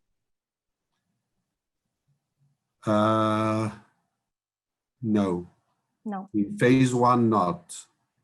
Maybe in the reactor part. Okay. I think that's all. A lot of questions for you. So no more questions. Thank you very much, Hamid. Yeah. And if there are questions, I am recommending really to look to this web page of MYRRH about procurement. And also, if there are no clear, just send MYRRH@SEKCN or info@myrrh.be. Okay, thank you again. You're welcome. Thank you very much, Hamid, for your presentation, for your availability, and for the audience. Search on the MYRRH website and be aware of all the procurements to come. Thank you very much. Now we are going to our next speaker. Our next speaker is going to come from SCA organization. Laura Olmos Diaz will make the presentation, and Ian Hastings will take the questions. Laura, go ahead. The floor is yours. Thank you very much. Thank you, Jorge. Let me share my screen. Well, thank you, Jorge. Thank you for having us. We're very pleased to be present at the BSBF webinar. My name is Laura. I work for SKA, and I will be doing the presentation, and then my colleague Ian Hastings will be replying to your questions. So I would like to start with a brief outline of the presentation. I'm gonna present the SKA project to you, so you know what we do. And then I will talk a bit about the procurement of 2020 and a bit of the planning of 2021. And we'll finish with some observatory challenges that we have identified and that are very important for us at the moment.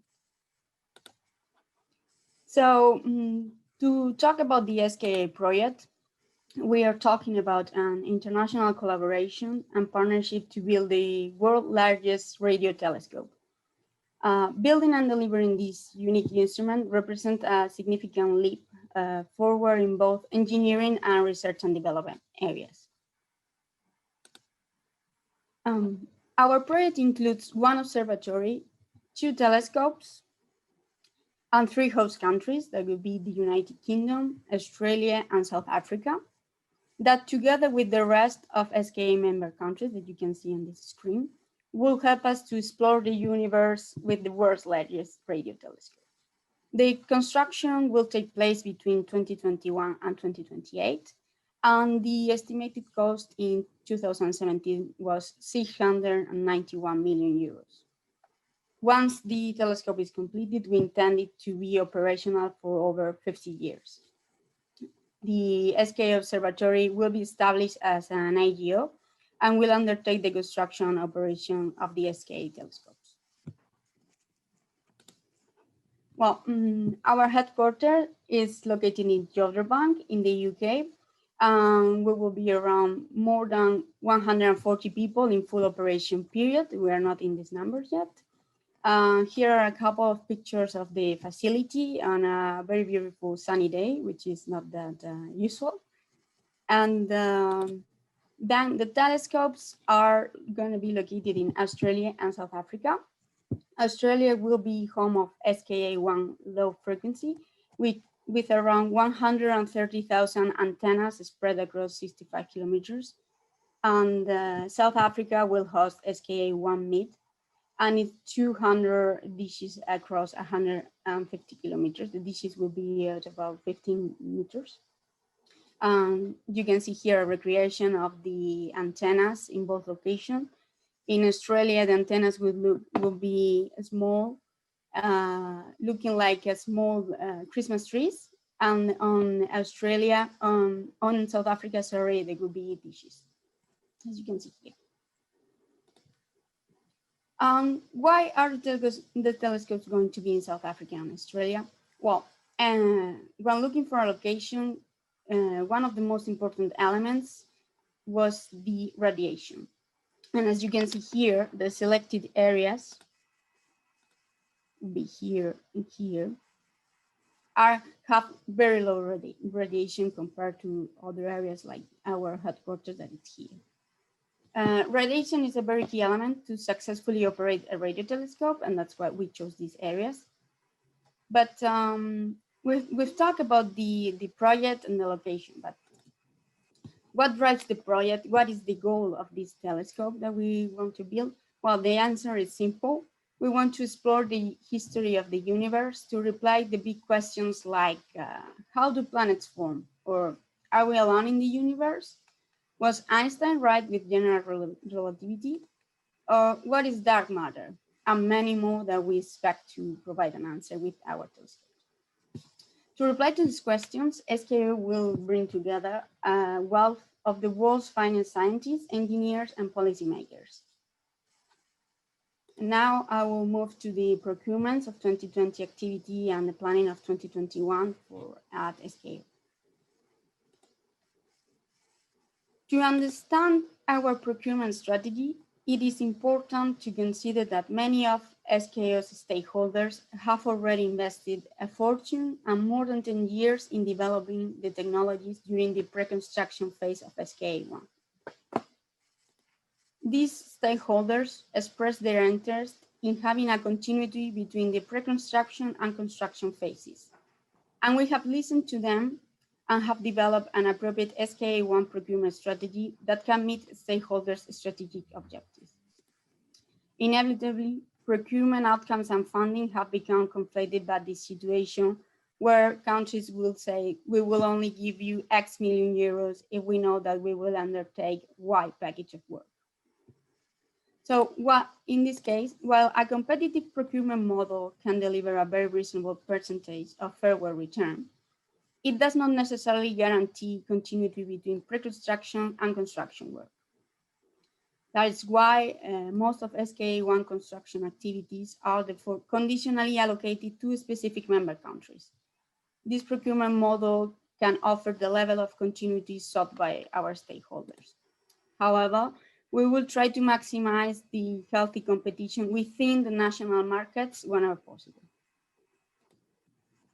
Once I have presented our procurement strategy, I would like to show you our procurement process. The procurement process is divided into stages, as you can see here. Stage 1 was successfully completed, and it was the conditional allocation of contract opportunities between the members and the observatory, always taking into account the fair work return. So with this stage, we achieve a fair work return in an early stage of the project. And now we're getting ready for stage 2, it will be this part here, which will start at T0, or what is the same, July 2021, with the transactional business of sourcing commercial contracts from suppliers within the predefined national markets, as mentioned before. Well, there is a number of steps that we need to take before T0. What I mentioned before, that is stage 2 of the procurement process. So on the 5th and the 6th of November, the final council preparatory task of CPTF meeting will take place.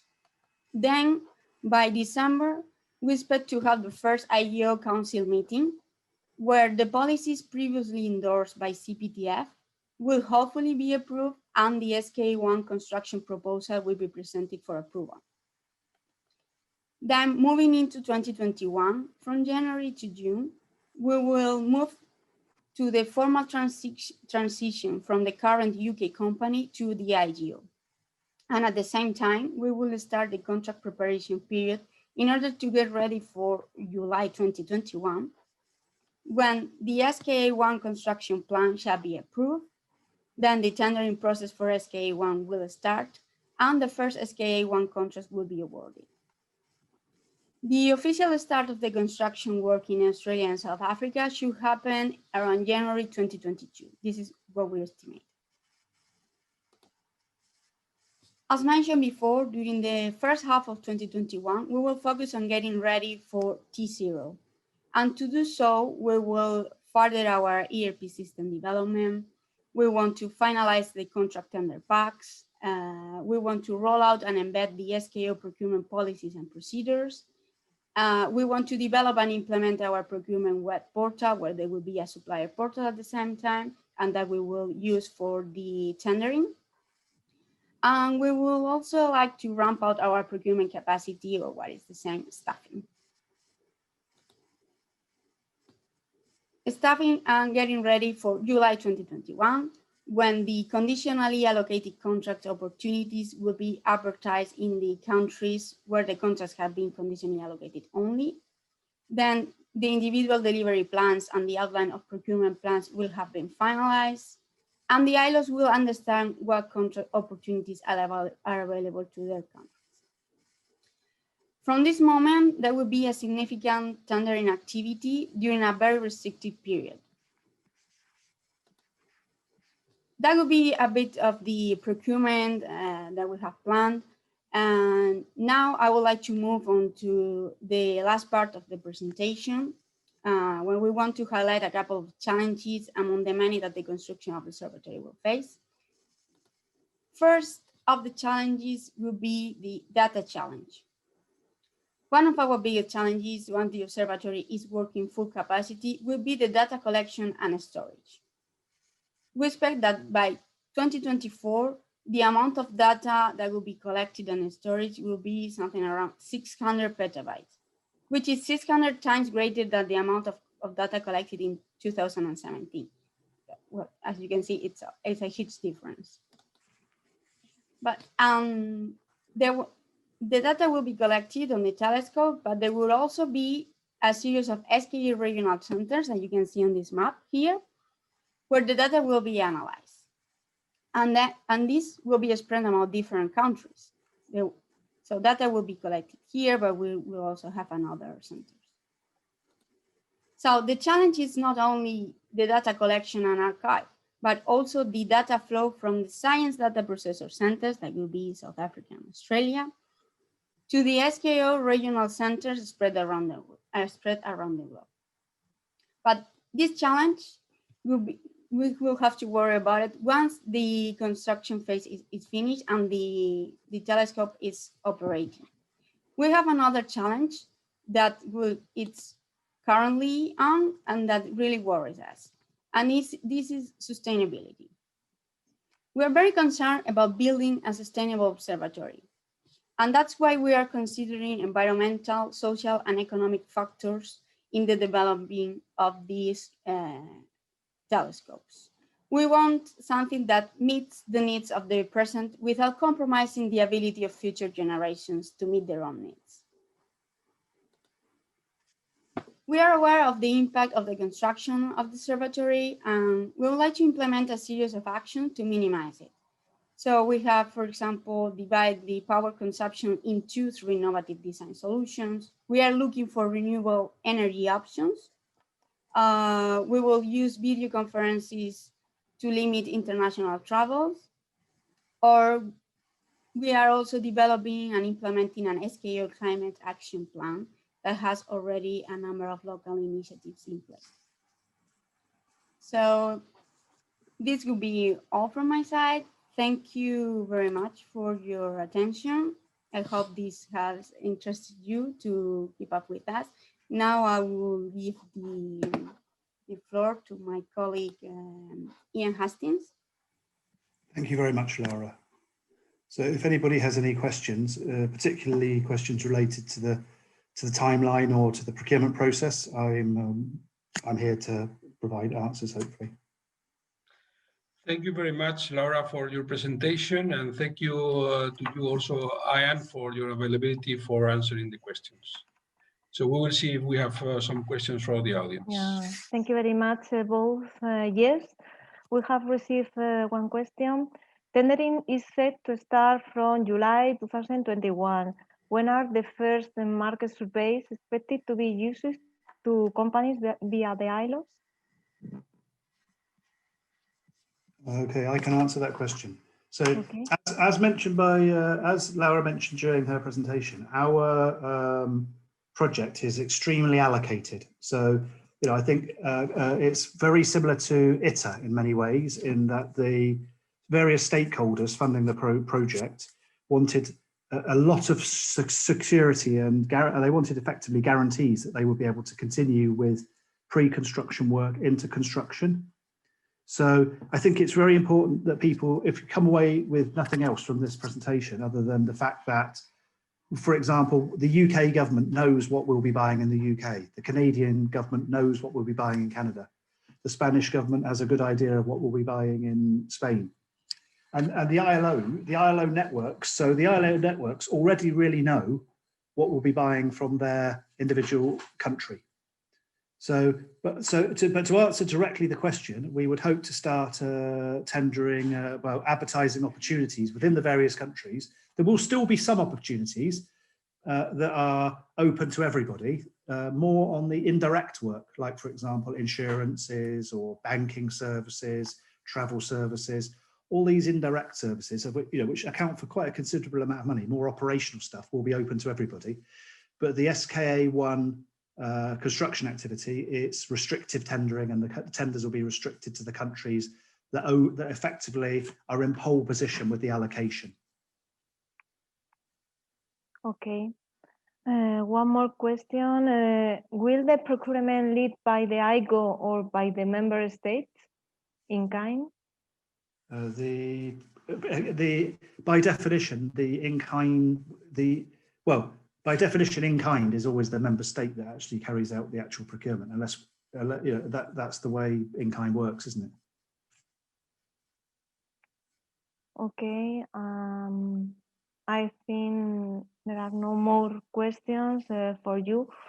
Maybe I have one. Laura has been talking about the challenges, but in which technological areas are you going to need the support of industry? Well, we can't, but this is an incredibly, it's a bought out telescope. So we're the design authority for the telescope, but we need, but industry is involved all the way in terms of its construction. And it's a very varied and interesting project in many respects, because we're building an array. There's an awful lot of things which perhaps aren't so associated with these big science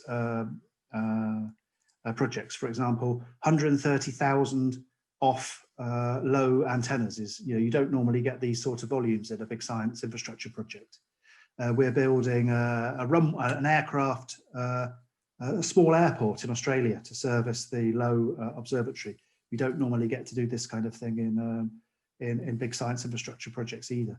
So but we're entirely reliant upon industry for everything we do. We won't succeed in this. You know, we've built a paper telescope, we now need to turn it into a, we now need to build it into a physical manifestation, and it's industry that will be helping us to do this. Mm-hmm. Okay, thank you very much. No more questions for you. So thanks again, both. Okay. Thank you very much. Thank you again to Laura and to Ian. So I assume that the key contact with respect to the in-kind contributions are the ILOs in each of the countries that will have full information about what is reserved for the Yes, yeah. That's the big takeaway, Jorge. We had a council preparatory task force meeting on the 17th, earlier last month, and at that meeting, all the allocations the conditional allocations were endorsed. So the ILOs know exactly what each of the countries are expected to be, the components and the products and the services and the goods that they'll be providing to the observatory during the construction phase.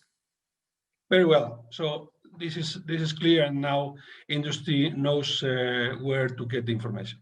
Yes. Thank you very much to both. It has been a pleasure to have you both on board this webinar, and thank you again. A pleasure. Thank you, Jorge. Now we are going to our last but not least speaker of the day. We have with us, of course, Fusion for Energy, with the European opportunities for ITER. We have with us two speakers, Victor Saez and Leonardo Biagioni. Good afternoon to both. And thank you for being with us. Victor, the floor is yours. Go ahead. So Jorge, I will start. We see your presentation perfectly. Okay, I will start, Jorge, and then we'll hand over to Victor. Very well. So thank you, Jorge. Thank you, everybody, and good morning to all the viewers. We will try not to take too much of your time. It's almost lunchtime, so we understand that you may all be eager to move on. In about 15 minutes, we will try to explain who we are, what we do, and what is coming up next in our project. Next slide, Victor, please. So Fusion for Energy, which we represent, is the European Agency for ITER and the Development of Fusion Energy. It's a European Union agency. We're based in Barcelona, but we have offices elsewhere in Europe. And of course, as the name implies, we deal at the moment mostly with ITER. ITER, as probably most of you know, is a large scientific installation which is under construction in the south of France. But as you will see in a second, ITER is definitely not our full scope. We have more on our plate. We are funded mostly under the European Union budget, which means that we follow the European Union budgeting cycle. And I'm sure that you've been reading in the news that the budget for the next 7 years, 2021, 2027, is not approved yet. And therefore, we're waiting as much as anybody else to see what our leaders will decide. But in any case, just to give you an order of magnitude about where we stand, we have received between 2008 and 2020, let's say around 6.8 billion euros constant value, which corresponds to, let's say, 7.5 real euros, so money which we spent. And out of these, we have spent more than 5 billion with industry. Most of our activities, in fact, are contracts which are placed to industry for the manufacturing of the different components of the ITER facility. For the next 7 years, we have an estimate of a little bit more than 5 billion euros. And again, most of these will go into the ITER construction. Next slide, please, Victor.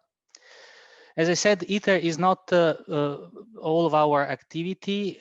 We have several significant projects which we're taking care of.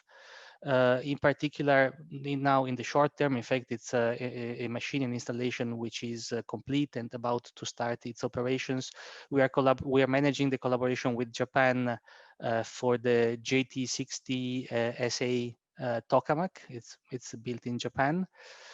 In the medium term, again, ITER main item, but an important item in our plan, which is called the European Roadmap for Fusion, is the support for the IFMIF Dones facility in Granada. And this was already described yesterday by Angel Ibarra. Fusion for Energy is planned to have a significant contribution to this facility and a significant role in its construction. And then in the longer term, of course, ITER is not the end of the activity, in the end of the road to fusion. There are going to be other machines. For the moment, our reference is the demo, which is the demonstration fusion reactor, the demo project, which will, however, come relatively far in the future, definitely beyond 2030. Next slide, please. I mentioned that most of our activities are ITER related. So here you have on the screen the master schedule for the ITER project, which shows that ITER will be built in different steps. So there will be several construction milestones and in between the different construction milestones, there will be operation phases. So the first construction milestone is the so-called first plasma, which is when the machine, or the majority of the machine, let's say, will be installed. The machine will be ready to start some operation. This is planned for 2025. But then there are other important milestones for the so-called pre-fusion or pre-fusion phase 1, pre-fusion phase 2, and then in 2035 everything will be complete, and the ITER machine will then proceed for the final operations to fully demonstrate the feasibility, the industrial feasibility of fusion power. Next slide, please, Victor. Here you have a zoom, in fact, on the first phase of the activities. Most of, or in fact, the majority of the contributions which build up to the first plasma have already been, the contracts have already been signed. So we are already under construction. In fact, we are already delivering. We delivered the first and the second superconducting magnets, large superconducting coils already this year. Other items were also delivered in previous years.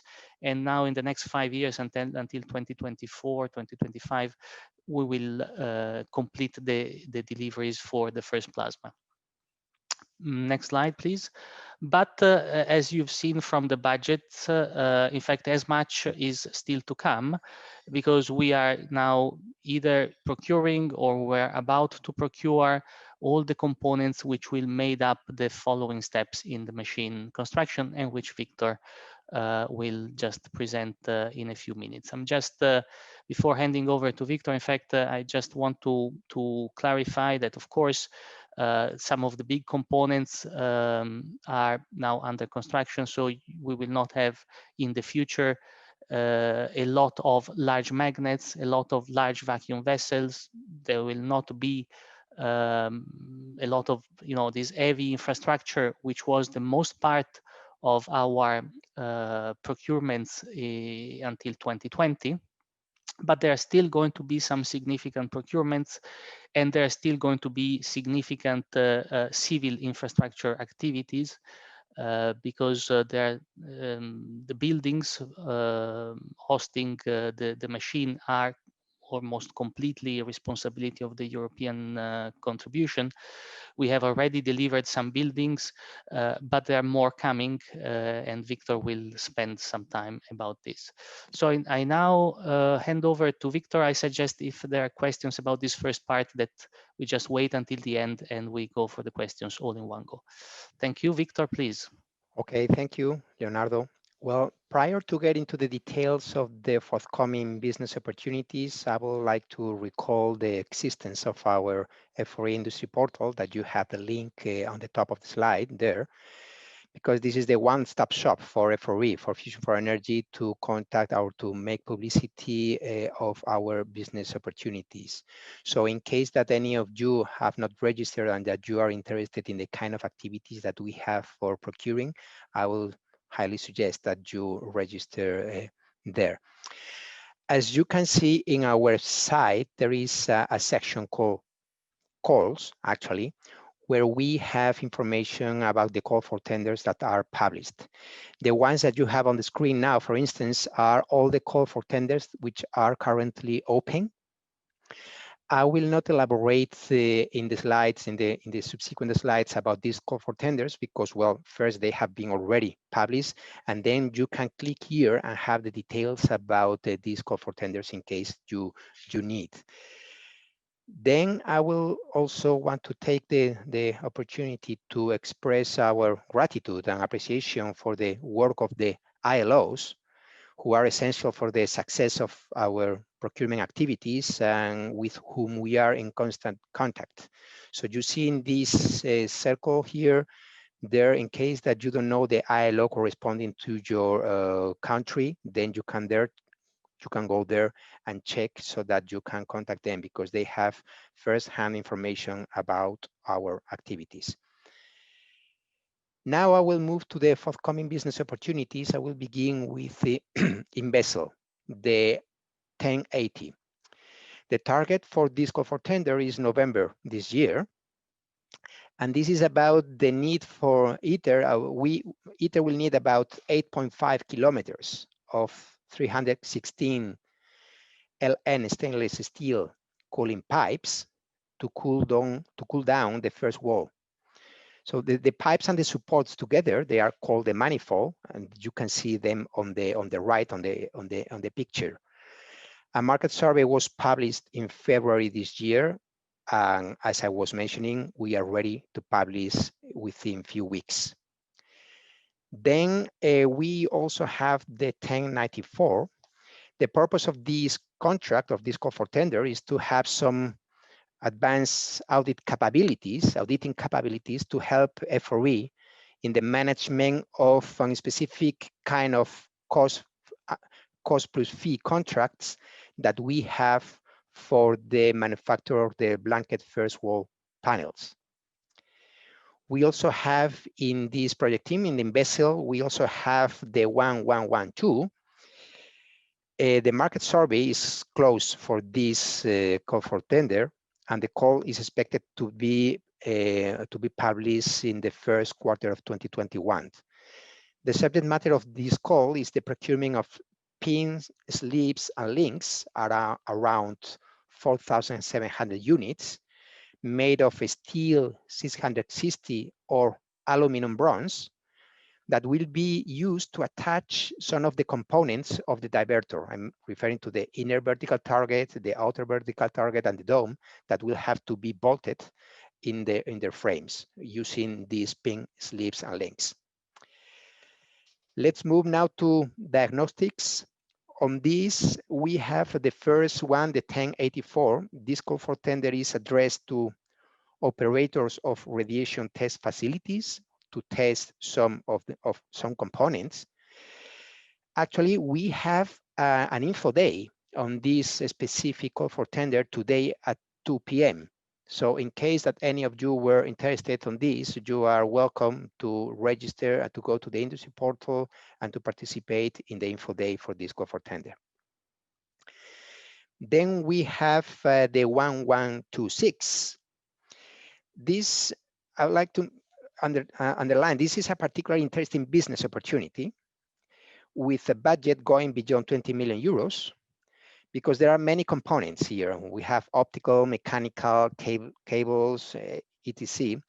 So having regard to the heterogeneous nature of this contract, we will be expecting to receive bids mainly from integrators seeking to have the support of subcontractors or partners to cover the full scope of the contract.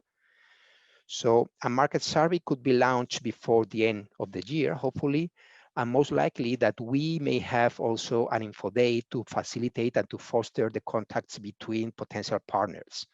Although we don't have a date yet, but I think that this is a call for tender that it's worth taking a look into.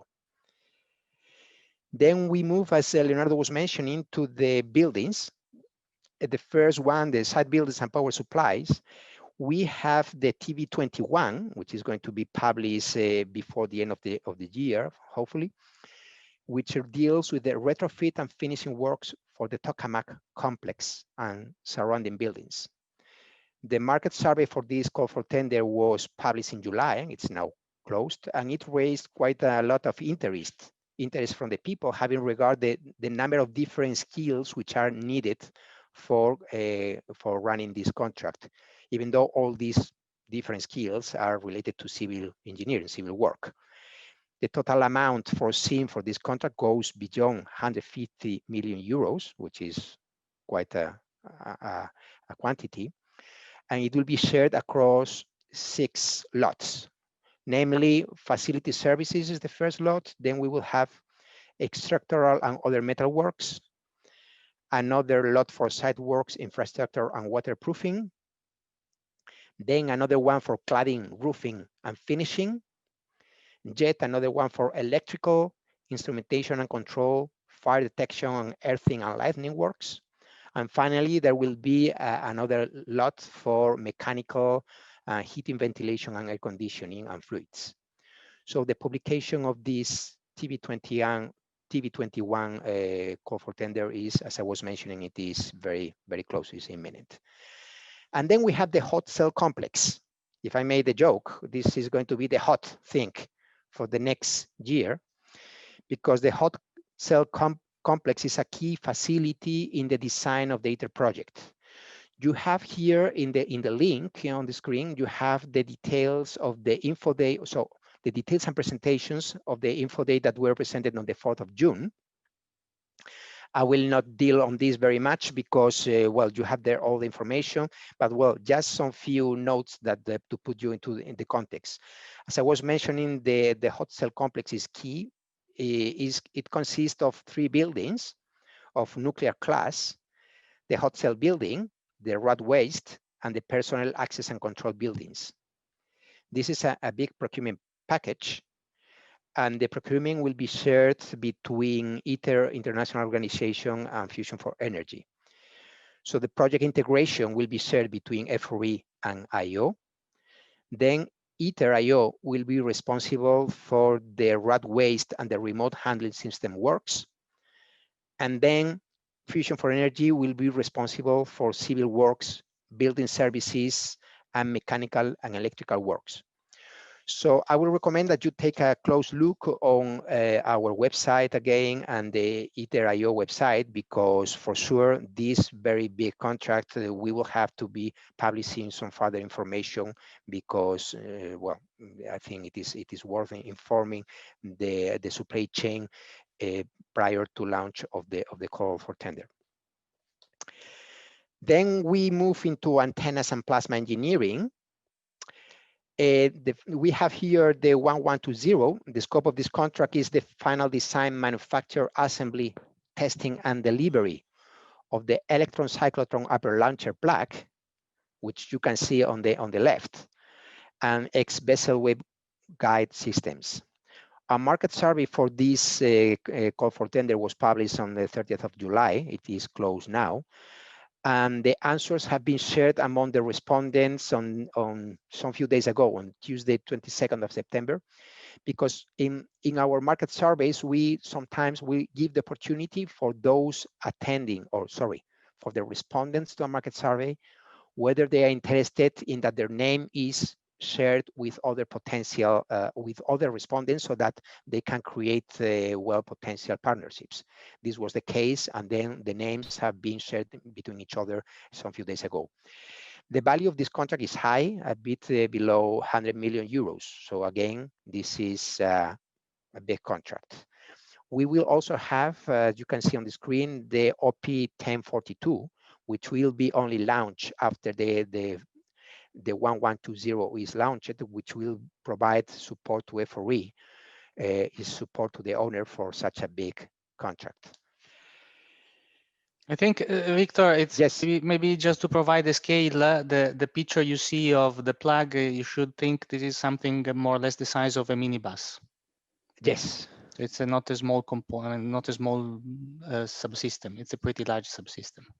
Indeed.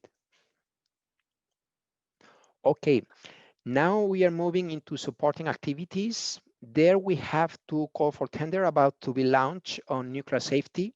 The first one refers to nuclear safety support through safety analysis. This safety analysis shall comply with the French nuclear regulations and the guidelines of the French Nuclear Safety Authority.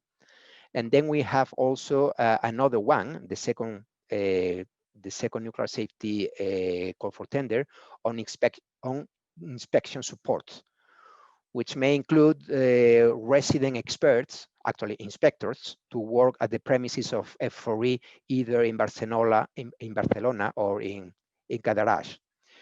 So there was some ex-ante publicity for these activities published in our industry portal on the 24th of July of this year. In supporting activities also, we have the 1106. This call for tender relates to support services in the field of CE marking and regulatory compliance with related to safety of machinery, pressure equipment, electrical equipment, and so on and so forth. So this call Victor, for sorry, you have 1 minute or 2 minutes left. Okay. Okay. This call for tender should be published even today or next week. On CODAC, Control Data Access and Communications, so we had a 4-year contract for instrumentation and engineering support, which is now coming to an end. And this contract needs to be renewed. Now we will have to launch a new contract for addressing these two topics. That will be, instead of having one contract with 2 lots, we will be launching 2 different call for tenders, the 115 and 116. And then this is the last slide. We have for the cryoplan and fuel cycle, we have the second stage of the REMS. REMS stands for Radiological and Environmental Monitoring System. The procurement strategy for this system within the ITER project is divided in 3 stages. First, the REMS, which are necessary for fresh plasma, which are already undergoing, the contract are undergoing. Then we have the tokamak complex REMS that will be needed for operation after first plasma. And finally, the REMS components needed for the commissioning of the hot cell facility. During next year, we intend to begin with the procurement of the second phase of REMS, and a market survey should be published in this regard early next year. And then I close with the broader approach that you remember. This is the special cooperation that we have with Japan. We have here a couple of call for tenders. The first one is on the centrifuge, on the pellet launching system. The pellet launching system is a system that delivers solid state hydrogen isotopes to the plasma in the GT60 tokamak. It consists of 3 main components: the extrusion system to create the solid state hydrogen isotopes, the accelerator, and the transfer system. The scope of the contract, it is, you can see on the left on the picture, the scope of this contract refers to the blue shade part of this graphic and should be published before the end of the year. It is called the centrifuge accelerator. And finally, this is the last one I'm referring to. We have a call for tender for the supply and shipment to Japan of 20 units of solid state amplifiers working at 175 megahertz that will replace the existing ones that were installed in the LIPAC accelerator in Rocasio some 10 years ago and that now need to be replaced. So this call for tender should be launched in 2021. This is it. You have here a nice picture of the site. I may say that the building that you see on the left has already been finished. It has a roof, and it is actually the tokamak building. So maybe that we should consider changing this photo. Okay, well, thank you for your attention, and then Leonardo and I will be ready for taking questions if you wish. Thank you, Victor. Thank you, Leonardo. It's really a challenging activity, the one you have in Garage. Very well. So let's see if we have some questions from the audience. Yes, thank you, Leonardo, Victor. We have received several questions for you. First one is related to the hot cell. When in time will the hot cell complex call for tender be published? So I think I would take this one, Victor, because first of all, we have to clarify it's not going to be a single call. So that's it. Yes. Maybe this was not too clear from the presentation, but yes, maybe I referred to the call for tender, and actually it was wrong. Sorry, it was my mistake. It is not a one call for tender. It will be a series of them. So the first call, in fact, if you look at the presentation, you will see all the details. But the first call is planned for next year. It's going to be essentially a call for engineering activities, and then several calls for construction, procurement of equipment, systems, and so forth. Installation will then follow through the let's say the years, maybe between end of 2021 or probably early 2022, 2023, and the last ones will presumably be in early 2024. Okay, thank you for your answer, Leonardo. Next question, will the system of sharing companies search for complementary skills in order to facilitate partnership as was done for the antennas and plasma engineering procurement be more regularly used? It is very useful information. You have been sharing, yeah, you know, the yes. companies that were interested in the market survey. Yes, indeed. Well, this is actually something that we could have been used more often, and that since we see that there is a request from the side of the industry to pursue this approach, we can do it, because then we are asking to the participants to an info day, or well, to an info day is easier, but or a market survey, whether they want to share their contact details with other participants so that they can connect later and maybe think about potential partnerships. This has proven to be very useful, so we intend to do it regularly. Yes, okay. Indeed. Thank you very much, Victor. Next question. Thank you. I didn't see in timeline at the beginning of the presentation anything about the helium-cooled pebble bed test blanket system. Whose design is currently ongoing? When the construction will be carried out? When will it start being operative? You know, this is one of the two TBM. Correct. In fact, if you look at the slide 4, you see the TBM program at the bottom. I'm trying to share. I don't know if I'm managing. Yes, that's it. There? So TBM, you see, is at the bottom. Clearly, when we refer to the completion of the construction, it means the full configuration of the machine, including the test blanket systems. So the various systems coming from the different domestic agencies. The construction here, you see also here a timeline. You know that the TBM, I don't know who asked the question, but probably the person knows that this is a program which is jointly pursued between Fusion for Energy, Eurofusion, so the association of the European fusion laboratories, and in fact ITER-IO as well. So the construction, the procurement and construction of the different modules will be presumably starting in the late 2020s, with construction then extending in the early 2030s. By 2035, everything is supposed to be available. I mean, everything. The TBS are supposed to be available. Then there will probably be modifications, upgrades, and so forth. The reason why you've not seen it, you've not seen these in the following slide, which is just showing FRE's activities, is essentially because in the following slide, maybe Victor, if you just move 2 slides down. Here we are focusing. Trying to. Okay, we are focusing on our procurements during the next 7 years, which is what is presently part of the budget proposals under the next European Union multi-year framework, financial framework. Mm-hmm. And this is our focus. Clearly, it's not going to be over, because then we will have in 2027, we will still have another 8 years to go until the end of the construction. So there will be a lot more coming also after 2027. But here we are focusing on the next 7 years. Okay, thank you. It seems no more questions from the audience. Maybe I have one for you.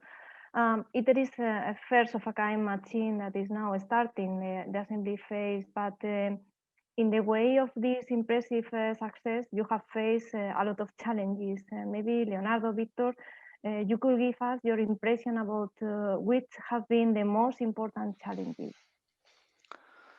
Well, this is a politically sensitive question, I think. I think when we look at these when we looked at these, and probably those looking at these from the outside see the technological challenges or just the scale of the project as a challenge. I mean, those are definitely difficult aspects. But if I had to pick one, I think it's the complexity of the project organization, which is what is really taking most of our time. Now, again, there are many reasons why you enter this complex governance setup, especially with when you're thinking about something which will cost several tens of billions and will last for several tens of years. So there's always a difficult discussion there. But this complexity is really causing a lot of the difficulties we have, a lot of interfaces, design, construction teams scattered all over the world. A lot of these project management, logistics, these are the things which are never considered when you imagine upfront the project, because initially everybody focuses on the technological difficulties, but then when you get to the real life, it's what becomes very, very complex. Yeah, I agree with you. Thank you very much. No more questions for you, so thanks again, Victor and Leonardo. I give the floor now to Jorge. Thank you, Victor. Thank you, Belen. Thank you, Leonardo, for this very interesting last presentation. And thank you. I also would like to thank all the speakers of today and yesterday because of their availability, because of their presentations, and because being on the 15 minutes plus time. Thank you to all of you. It has been a pleasure to have you all.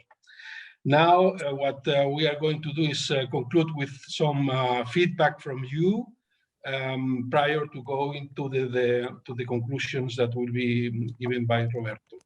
So now we are going back to our Slido application. So have ready your mobile, okay? If you are not connected, type slido.com. And when you get into the system with your PC browser or with your mobile, after typing slido.com, enter the code required, which is BSBF. Remember, you should not it is not needed to type hashtag. It's only BSBF. So get into the system and be ready for the first question. Okay, we have the first question with us. Among the big science organizations presenting in this BSBF webinar, which are the ones you already are involved in business with or research with? You can enter different and multiple enters. You can here you have the list of our presenters. CERN, EMBL, ESA, ESO, ESRF, ESS, European XFEL, FAIR, Fusion for Energy, SCAO, ESS Bilbao, EST, LIPS, and MYRRH. Okay, I see everyone is getting business or research with all of them. This is great news. CERN is the number one, fusion for energy as well, ESS. There's a big competition, but it's clear that shows that all of the big science organizations today and yesterday were presenting are of interest of our audience. Thank you very much for this question and your answers. Next question. The next question is of the same type, but it's which of the big science organizations' plans do you feel are more aligned with your business? So if you are an industry or a researcher, which of the plans presented are more aligned with your activities? CERN, EMBL, ESO, and all of them. Okay, the answer is it's in a different way. It's not in a cloud mode, but okay, it doesn't matter because we see all the answers from the audience in a row. It's really challenging seeing that our audience today has so many contacts with those big science organizations. Okay, now we are going to the next one. Typical question after a webinar: how would you summarize in 2 words, max, your experience of this BSBF webinar? Okay, of course, only positive answers are allowed. Huh? So feel free to put your experience with 1 or 2 words. You can put as many as you want to share with everyone. Thank you very much for all of these positive and nice words. This is the purpose, to be useful for all of the audience and also for the big science organizations. Thank you very much to all. And the last question is, okay, what are the topics about the BSBF2021 would you like to know about in the following BSBF webinars? We are going to have other webinars in the next year, in 2021, maybe 2 or 3. Which subject related to BSBF you would like to have it in the BSBF webinar? Okay, COVID impact, ILO, CU Association, PERIA, SME participation, renewable energy, space, okay, ITER organization, ILO network, COVID impact. Okay, so I see a lot of subjects. We'll take note. Okay, so thank you very much. This ends our last Slido carousel. Thank you all for your participation in the Slido carousel. It makes more friendly this kind of webinars. And with this, I will pass the floor to Roberto Trigo that will go with the conclusions of the webinar and will close the webinar. Go ahead, Roberto, the floor is yours. Okay, thank you, Jorge. I would just like to also join you in thanking the speakers and the participants. I think I saw that the word useful was very big in the screen after the Slido, and this is precisely what we wanted with this webinar of 2 days. We wanted it to be useful for you. We tried to give you in 2 days a summary of the most relevant industrial opportunities in terms of procurement in the biggest scientific organizations in Europe, and also the plans ahead in order to help you plan also your to help you prepare these future opportunities. Hopefully we in 2021 in the BSBF you will have much more opportunities for networking and for getting to know more in depth all these opportunities that might arise. So I encourage you to join the BSBF, and you have there the our web in BSBF2021.org. To prepare for next year. We have in preparation, as announced, our next webinar in technology transfer. We also hope that you will find this interesting. Presentations, as also informed, will be available in our web as well. And if you have further comments regarding this webinar, you can also use the contact information in our web for that. It will be also useful for us. So I wouldn't like to take much more of your time today. Have a very nice weekend, and goodbye.